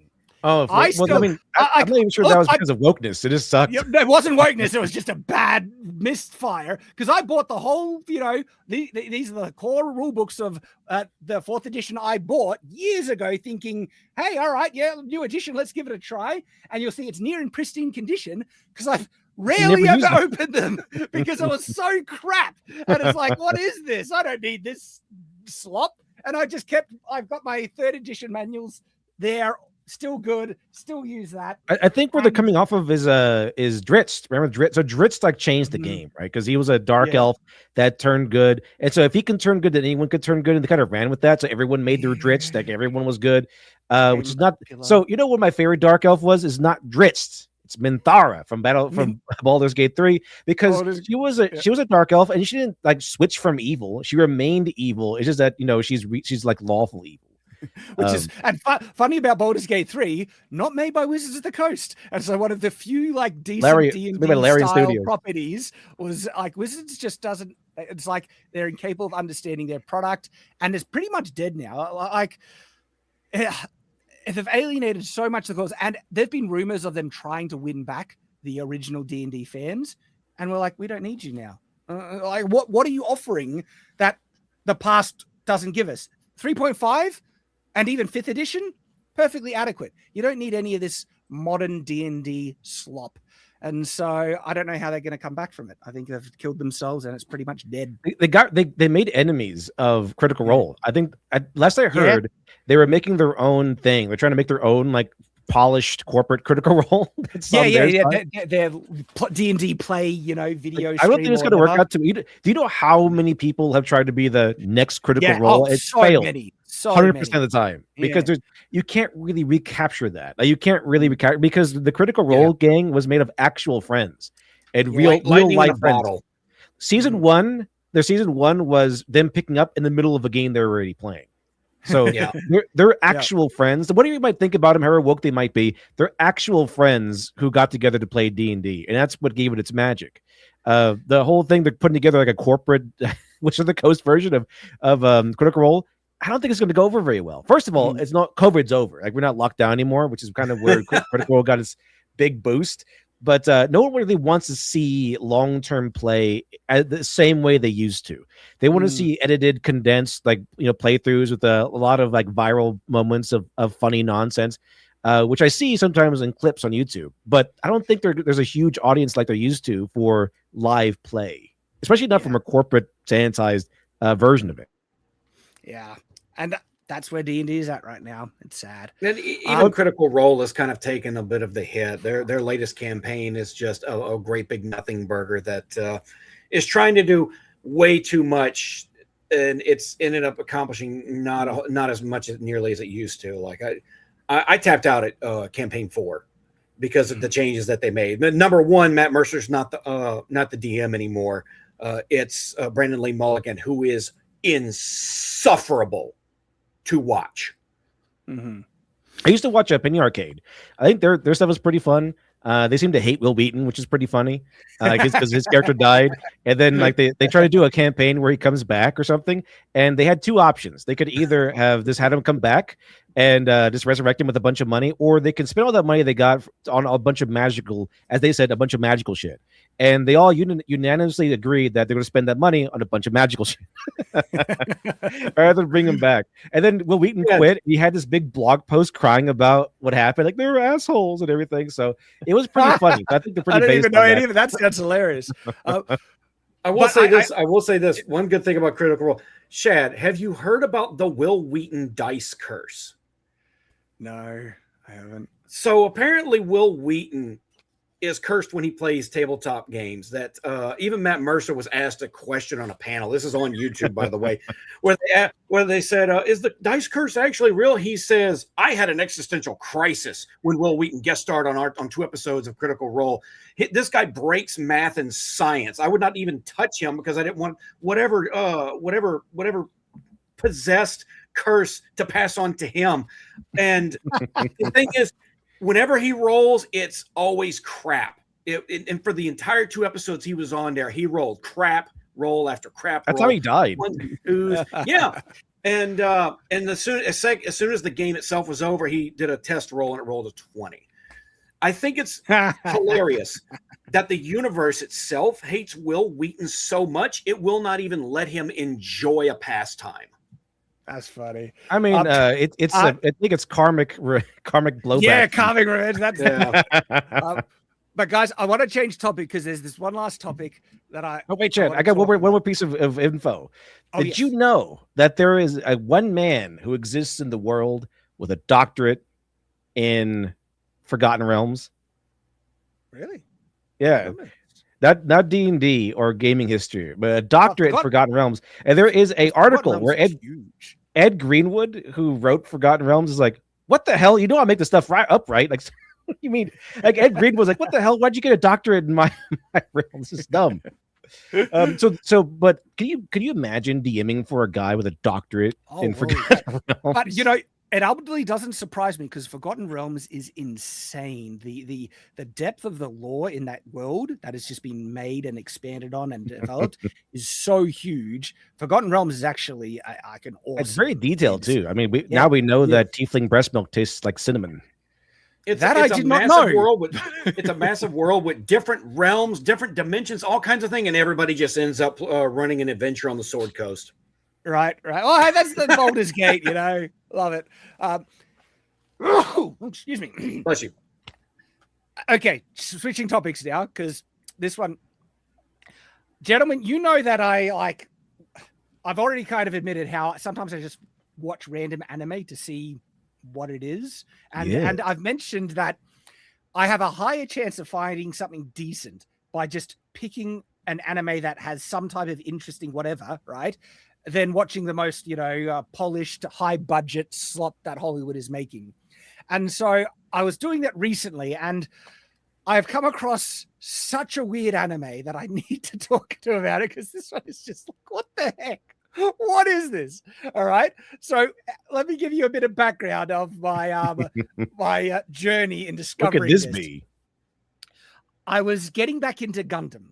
I love giant robots, and so I started watching Gundam Wing again. I have started Iron-Blooded Orphans. Not bad, that one. That's okay. And I want to get into Gundam 00. But I was like, all right, there's so much mecha anime. What other mecha anime is there? And as I was perusing, the anime streaming places, I came across this. It is called Darling in the Franxx. Do you guys know anything about this? Oh yeah, I haven't seen this one, but I have heard of it, and I heard it was good. Okay. This is the wild thing. I came into this knowing nothing about it, nothing at all, and so I started it, and there are just some things about this. It's just like this is one of the most animes I've ever seen for a number of reasons, and some of the people in the chat are like, knowing where this is going.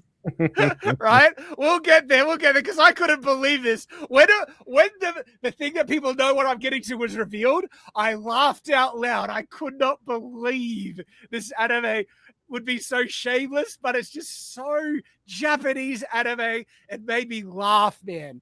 And so couple of things. Let me give some preamble about this that I've learnt just from watching. I don't know any of the debate, but I know what people are already referring to, right? Is in the first even minute, the animation really high quality. I was like, all right, this is a high budget anime, good production value, and I love watching good high quality animation. Right? It's a pleasure upon the eyes when you get to watch these artistic movement and everything. And so this actually has really good animation. And then I was slapped in the face by the fan service. This anime does not shy away from fan service, but I have like a limit of I can tolerate so much. And I'd already mentioned that that's what turned me off my Dress Up Darling.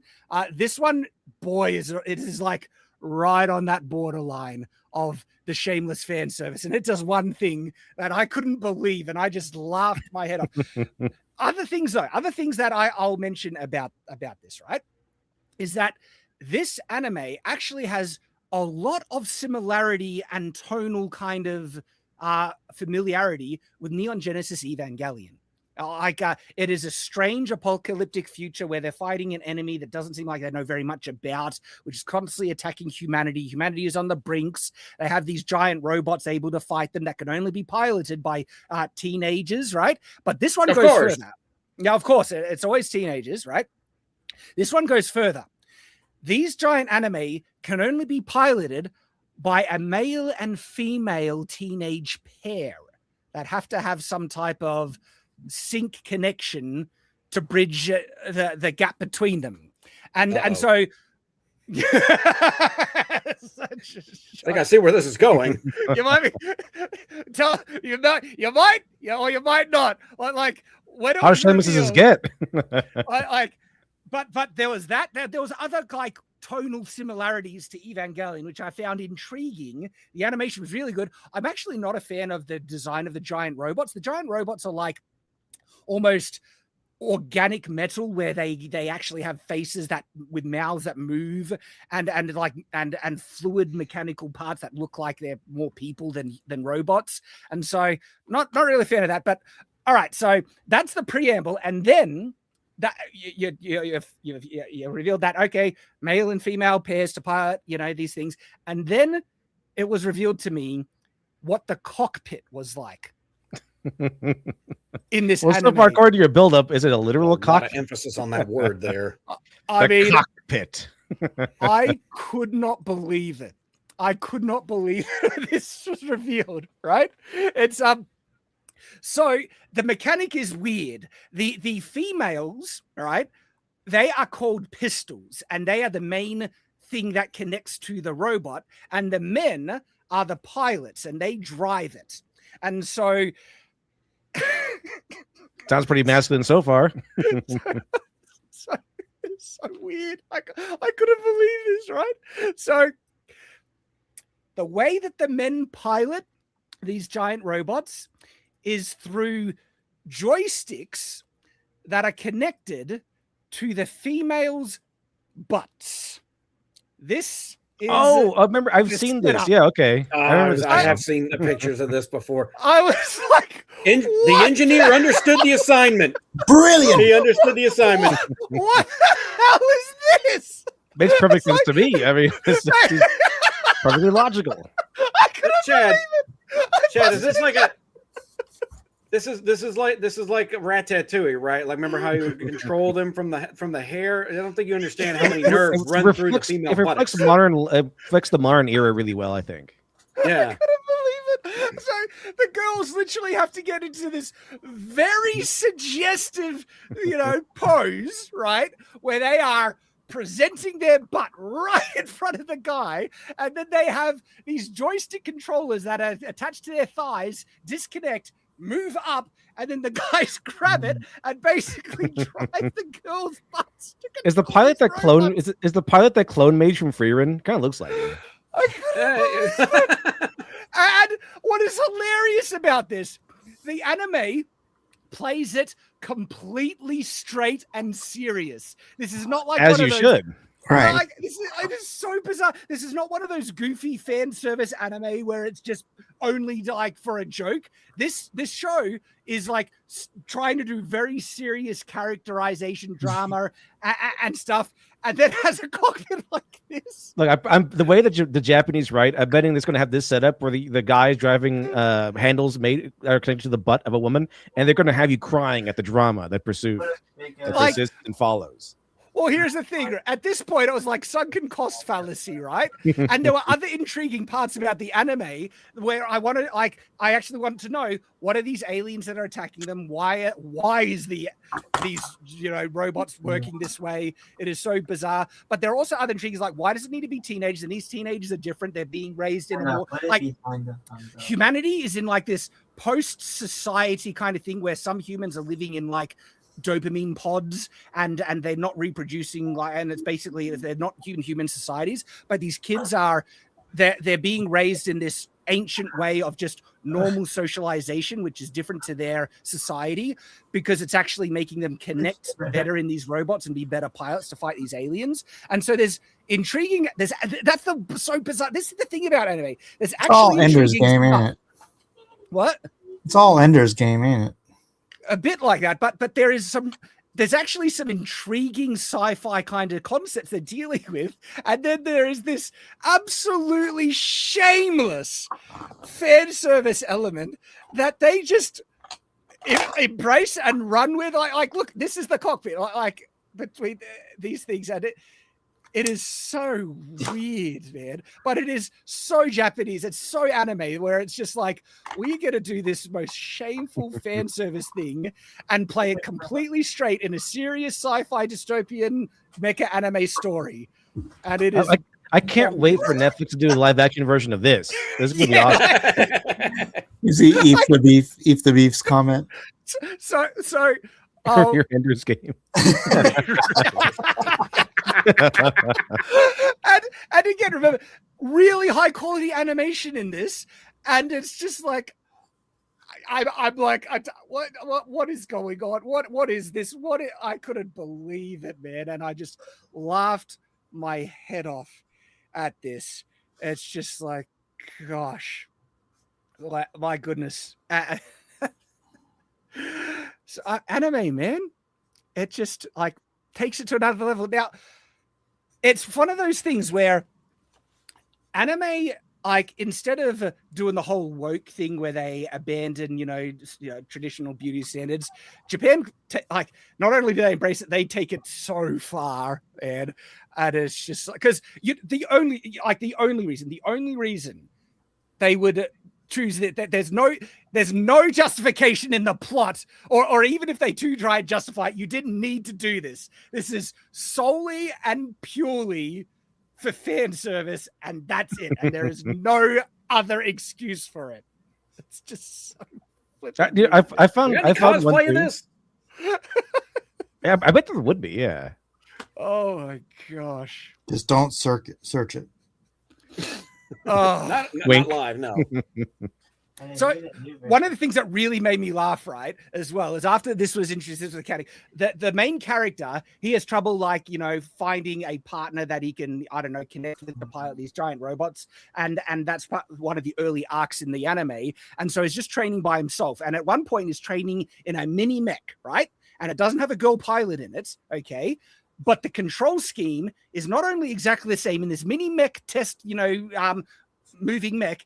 It has these, it shows the cockpit. It has these arms and a fake ass right there. Even in the training, test things without the girl, they make sure that there is a fake ass that these controls are attached to, and that is right. But control. I'm gonna take this home and practice at home with it as well. buy one for your kid for Christmas. I can't get over it. It's just like, what is going on? The perfect stocking stuffer. And the weird, like I said, the weird thing is, separate to all this shameless fan service, the animation is top tier and the story is actually intriguing. And it's just like, I don't know what to do. It's just like, do I keep watching Well, it? yeah, Or just like clearly there's a lot of passion went into the storyline. lots of passion, A lot of effort, lots a lot of passion. effort, a lot of passion, a lot of blood, sweat, and tears. A lot of Vaseline. Oh my gosh. Well, My you know, gosh, man. Chad, even if it's not for you, it's always important to remember beauty is in the hole of the behinder. I mean, what? It's very important to remember. Yes. I couldn't believe it. So this is literally the butt control giant robot anime, and I've never seen like it taken such an extreme in a serious kind of presentation. Because I know anime sometimes like there are the goofy ones that are just pure fan service for the sake of fan service with the most ridiculous nonsense crap in it, but I've never seen it done so straight face before. And I was just shocked, speechless, off my head off that, and I'm kind of still like that. I'm like, well, there you go. That's a thing. I didn't know that giant butt controlled mecha anime existed, but I guess I'm culturally enriched now. Wait till you find out about the anime series where girls have butt fights over swimming pools. Then you'll really be a man of culture.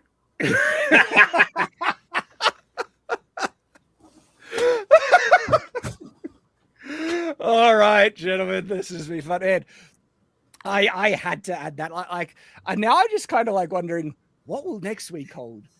They're just sometimes just I've got to explore anime and just like, and then you find gems like Overly Cautious Hero, and then there are other ones like another random anime that I just chucked on for the sake of chucking on, see if it was, like without any recommendation. There's a fantasy anime called Clevitus. Have you guys heard of Clevitus? The very dark fantasy. I heard it was good. I was recommended to it by a friend of mine. Actually, I can recommend Clevitus. Like surprisingly, like in terms of fantasy, one of my criticisms of fantasy anime, is that they're so light on world building at times, and it's just like random generic fantasy setting. Not Clevitus. Clevitus has some solid world building with fantasy races, kingdoms, nature of the conflict, and this was actually a surprisingly decent anime that came out of left field again. I can pick random anime and get a much higher chance of finding something decent than anything out of Hollywood these days, and this was one of them. And it's like, well, damn, there you go. So, ending off on a more wholesome recommendation for anime than the Clevitus was the wholesome one. I mean, it's dark. It's got blood and everything, but it doesn't have butt control pilot robots. The Clevitus is the wholesome one we're ending on. Okay. Well, it actually is a dark fantasy, and it does do some very dark things at times. But no, there's they're looking after a baby, and there's some things about traditional motherhood that are associated. There's actually some decent stuff with Clevitus, but yeah, dude, I think we got to maybe 2/3 of the topics. There were more topics that I wanted to go into. Like maybe we'll get to it next week. I don't know, but Henry Cavill's Highlander, that was an interesting one. The UK arrested a mannequin because it offended people. Oh, yeah. Oh, my gosh. What kind of people, Shad? God, I know, right? Richard Dawkins thinks Claude AI is alive and sentient. I've been laughing about that one all day. That one has been great. Oh, my gosh. The Authority is in the absence of God, they will find one of their own. They'll find a god to replace it with. Yep. This one was going to be good as well. The Sex and the City writer admits she regrets choosing a career over children as she is now truly alone. Many such cases. That could have been a topic in and of itself. We couldn't get to everything, but we got to a lot because now, unfortunately, we are at the end of the time, but we will wrap up with the super chats. And so Oli Muniz says for $10. So it's not dollars, it's Brazilian monopoly money, but hey, it's the intent that counts, right? We appreciate you, Oli Muniz. Thank you very much for contributing your Brazilian dollars.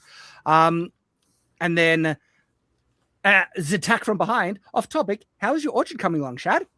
I've propagated a good number of trees, and my trees are going healthy. And I'm hoping I'll be able to plant them on the property. Maybe this year. We'll see.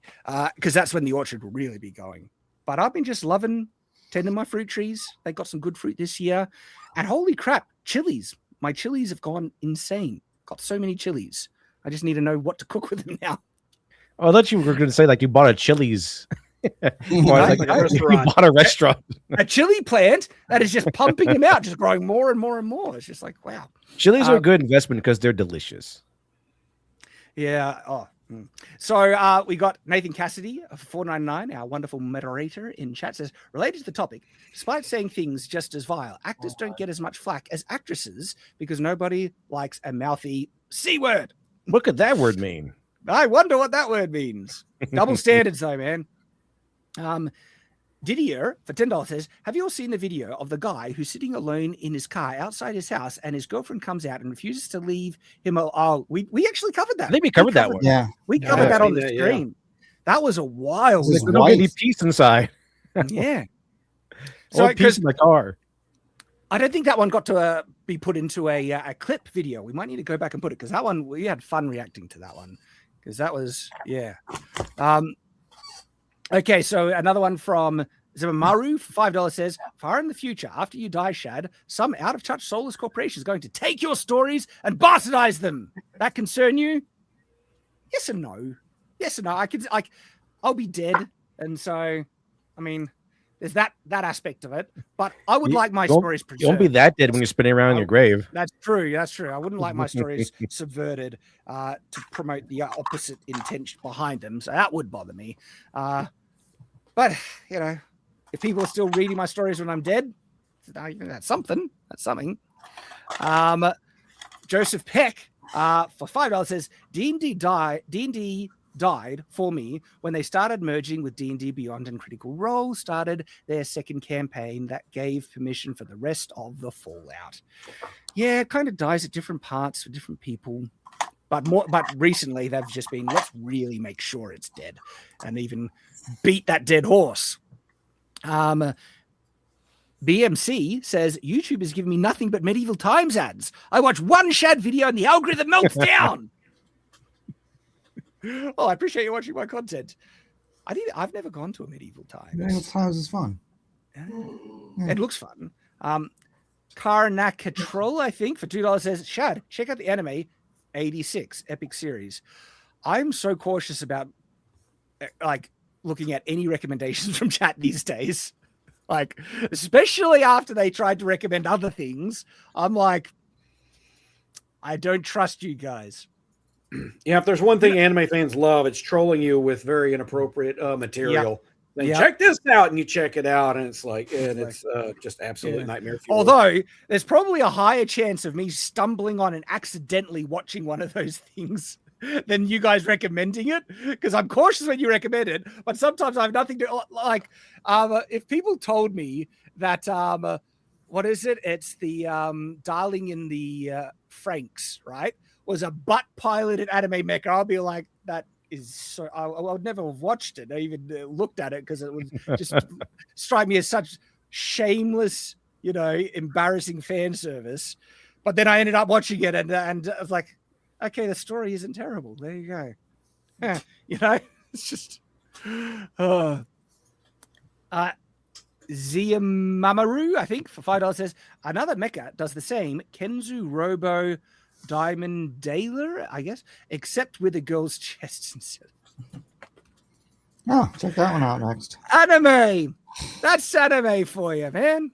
Of course. But do they do it as like straight faced as this one, where it's like everyone's serious? They no one is like weirded out by this at all. It's just, this is how it works, everyone. And then we got another one from Nathan Cassidy. Did you hear about the SA lawsuit of JP Morgan, the sexual assault lawsuit? Oh yeah, that was a funny weekend. I was almost going to have that as a segment because it all ended up being fake at the end. Yeah, if it was fake, this Indian guy's like, oh yeah, I was her sex slave. Yeah. Gosh. Yeah, it was funny how everyone was taking it so seriously until they found out the accuser was a do not redeem. Yeah, that one was a wild story floating around, and I even have the bookmarks that I was thinking we could. But man, there's too much to talk about. Like when you're breaking down what's going on, and these were there were some fun topics this week. Wow, look at this one. Pariah Pioneer leaving this message just to say, "You're my hero, Shad." Dude, thank you. That is very, very flattering. Super chat that you're my hero? That's amazing. I would also encourage that to find better heroes because there's a lot better people than me out there. But if I'm going to be the standard, I'm flattered by it, and I hope I'll live up to the expectation. Thank you. And this sinning fish says $5. Ungraded anime, Sunny Boy. No fan service, but mature topics. Great animation. I just don't know who to trust now. I just don't know who to trust. Kind of troll for $2 says, I do not troll with my recommends. Okay, all right. And he's insisting because he is saying 86. Okay, all right. And Zimamaru, $5 says, watch Ushio and Tora. Watch the first 15 seconds of the opening right now. You'll immediately be hooked. I can't watch it right now, but I'll try and keep it in mind. Thank you, everyone, for super chatting. But we have come to the end of another Culture Crusade. We're wrapping up. So as we wrap up, let the guys mention whatever they like. Shout out whatever they like. LitDev, anything they want to mention as we're now on our way out? Oh yeah, been working on my comic. Hopefully I can put that out soon again. And of course we have morning nonsense every weekday morning at around 9 a.m. Eastern every which weekday is like morning. 12 at night or 1 a.m. for me. And sometimes I just catch the very beginning thing because I'm up late. And your morning nonsense, they're just fun. They're lighthearted, fun stuff. Highly recommend LitDev's morning nonsense, guys. Thank you very much. I catch when I can, but I've got I usually work nights during the week, so a lot of times you're streaming when I'm sleeping.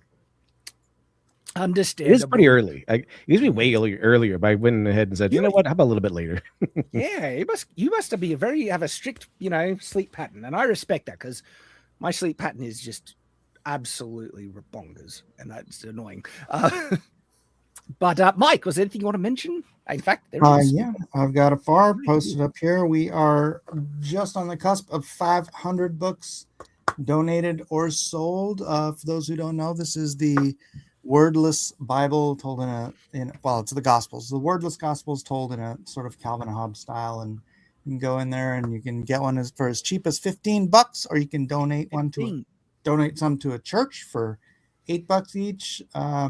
Or just get your own. We even finally got the buy four. Oh, look, they put sample pages up. Wow.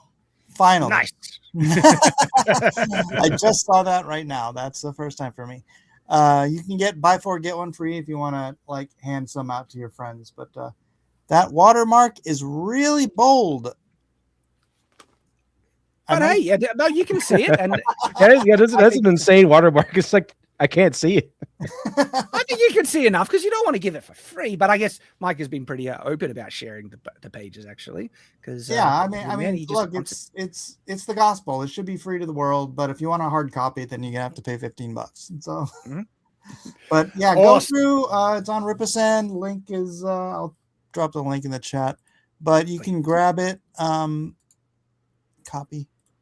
Nice. Paste. Yeah, there you go. There's awesome. the link. Awesome. And go on my Twitter and you can see I post pages every day if you want to get a feel for it. It's really all about the storytelling. There's no words in it, so anybody on earth who can or cannot read can understand the gospel message. Nice. Look at this. Ordered it a few weeks ago, just waiting on shipping. Legend. That is awesome. 500 yet. You're close. You're very close. Very close. You'll get there. You'll get there. That is awesome. We could do it from this stream. Oh, that would be awesome. But also, I just saw this comment. Shad should start an anime review stream. That's kind of what the Culture Crusade is, where I get to share what my weekly kind of anime consumption has been. But maybe people would like talking more. Come on Weed Day somehow. Yeah, like do some more deep dives like we did with Rent a Girlfriend, because there's a lot I could talk about. Like Clevertas is a whole one. I'm like, it's not finished. There's more obviously that needs to be made, but I've watched what's out, and I could talk a bit about Clevitus. I could talk about, in detail, a whole heap of ones that I've already I'm seen. gonna give you a ReZero, which is excellent. ReZero is pretty awesome. I watched the entire show called Help. It's cool. Yeah, I'm not up to date on ReZero yet. I haven't watched the new one, but I intend to. But yeah, there's a lot I could talk about. I mean, and in detail. And who knows? Maybe we'll get to do more on the Culture Crusade. But Night's Watch anime channel. I don't know how long my anime consumption is going to last. I'm just watching a lot more of it now. I've always been a fan. I've always Rurouni Kenshin back in the day, Gundam Wing, all the a lot of the prominent ones that people know of, and even when I was much younger, talking about Astro Boy and Techno Man and some of those deeper cut ones, right? My only anime recommendation to you would be what is probably my favorite anime that I've ever watched, which is Code Geass. I know of Code Geass, yeah. Which is I haven't watched it, but maybe I've. Yeah, it's part Game of Thrones, part X-Men, part Mecha series, part high school slice of life. It does a lot of things. Not perfect by any stretch of the means, but I loved a lot of the dynamics of it. And believe me, I could talk about it for a long time. In fact, it's kind of starting to make me want to rewatch it, to be perfectly honest. It's been a while. I last saw it when it came out about 12, 13 years ago or so. And but a lot of it's still fresh, and I really dug it, and had a lot of things going on for it. You want a Game of Thrones level disappointment anime? The Promised Neverland. Like the first 2 seasons are just phenomenal, and then the 3rd season they tried to wrap the whole story up in 1 season. It's like a legendary series, I think.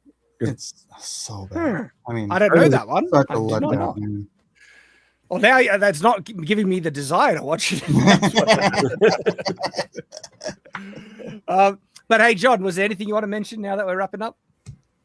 I just wrapped up the final edits for The Lionheart, my second book.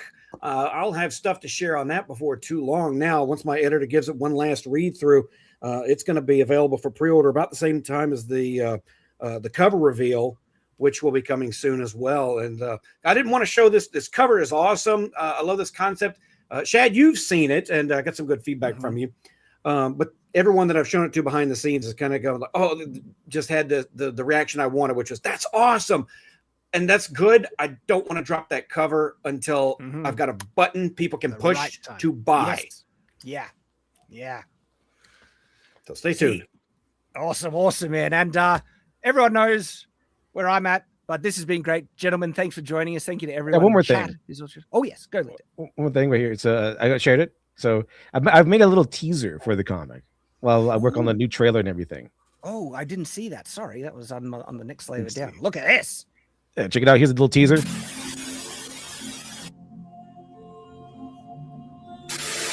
members of the prominent Rhineswan family were found dead. Investigators believe the killer may be the same individual the media has dubbed the Red Crier.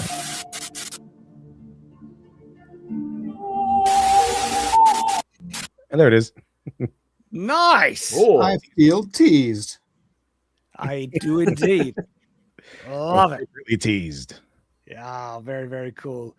All right, everyone. Thank you very much for joining us. And we will see you next time on the next Culture Crusade. So as always, stay on watch.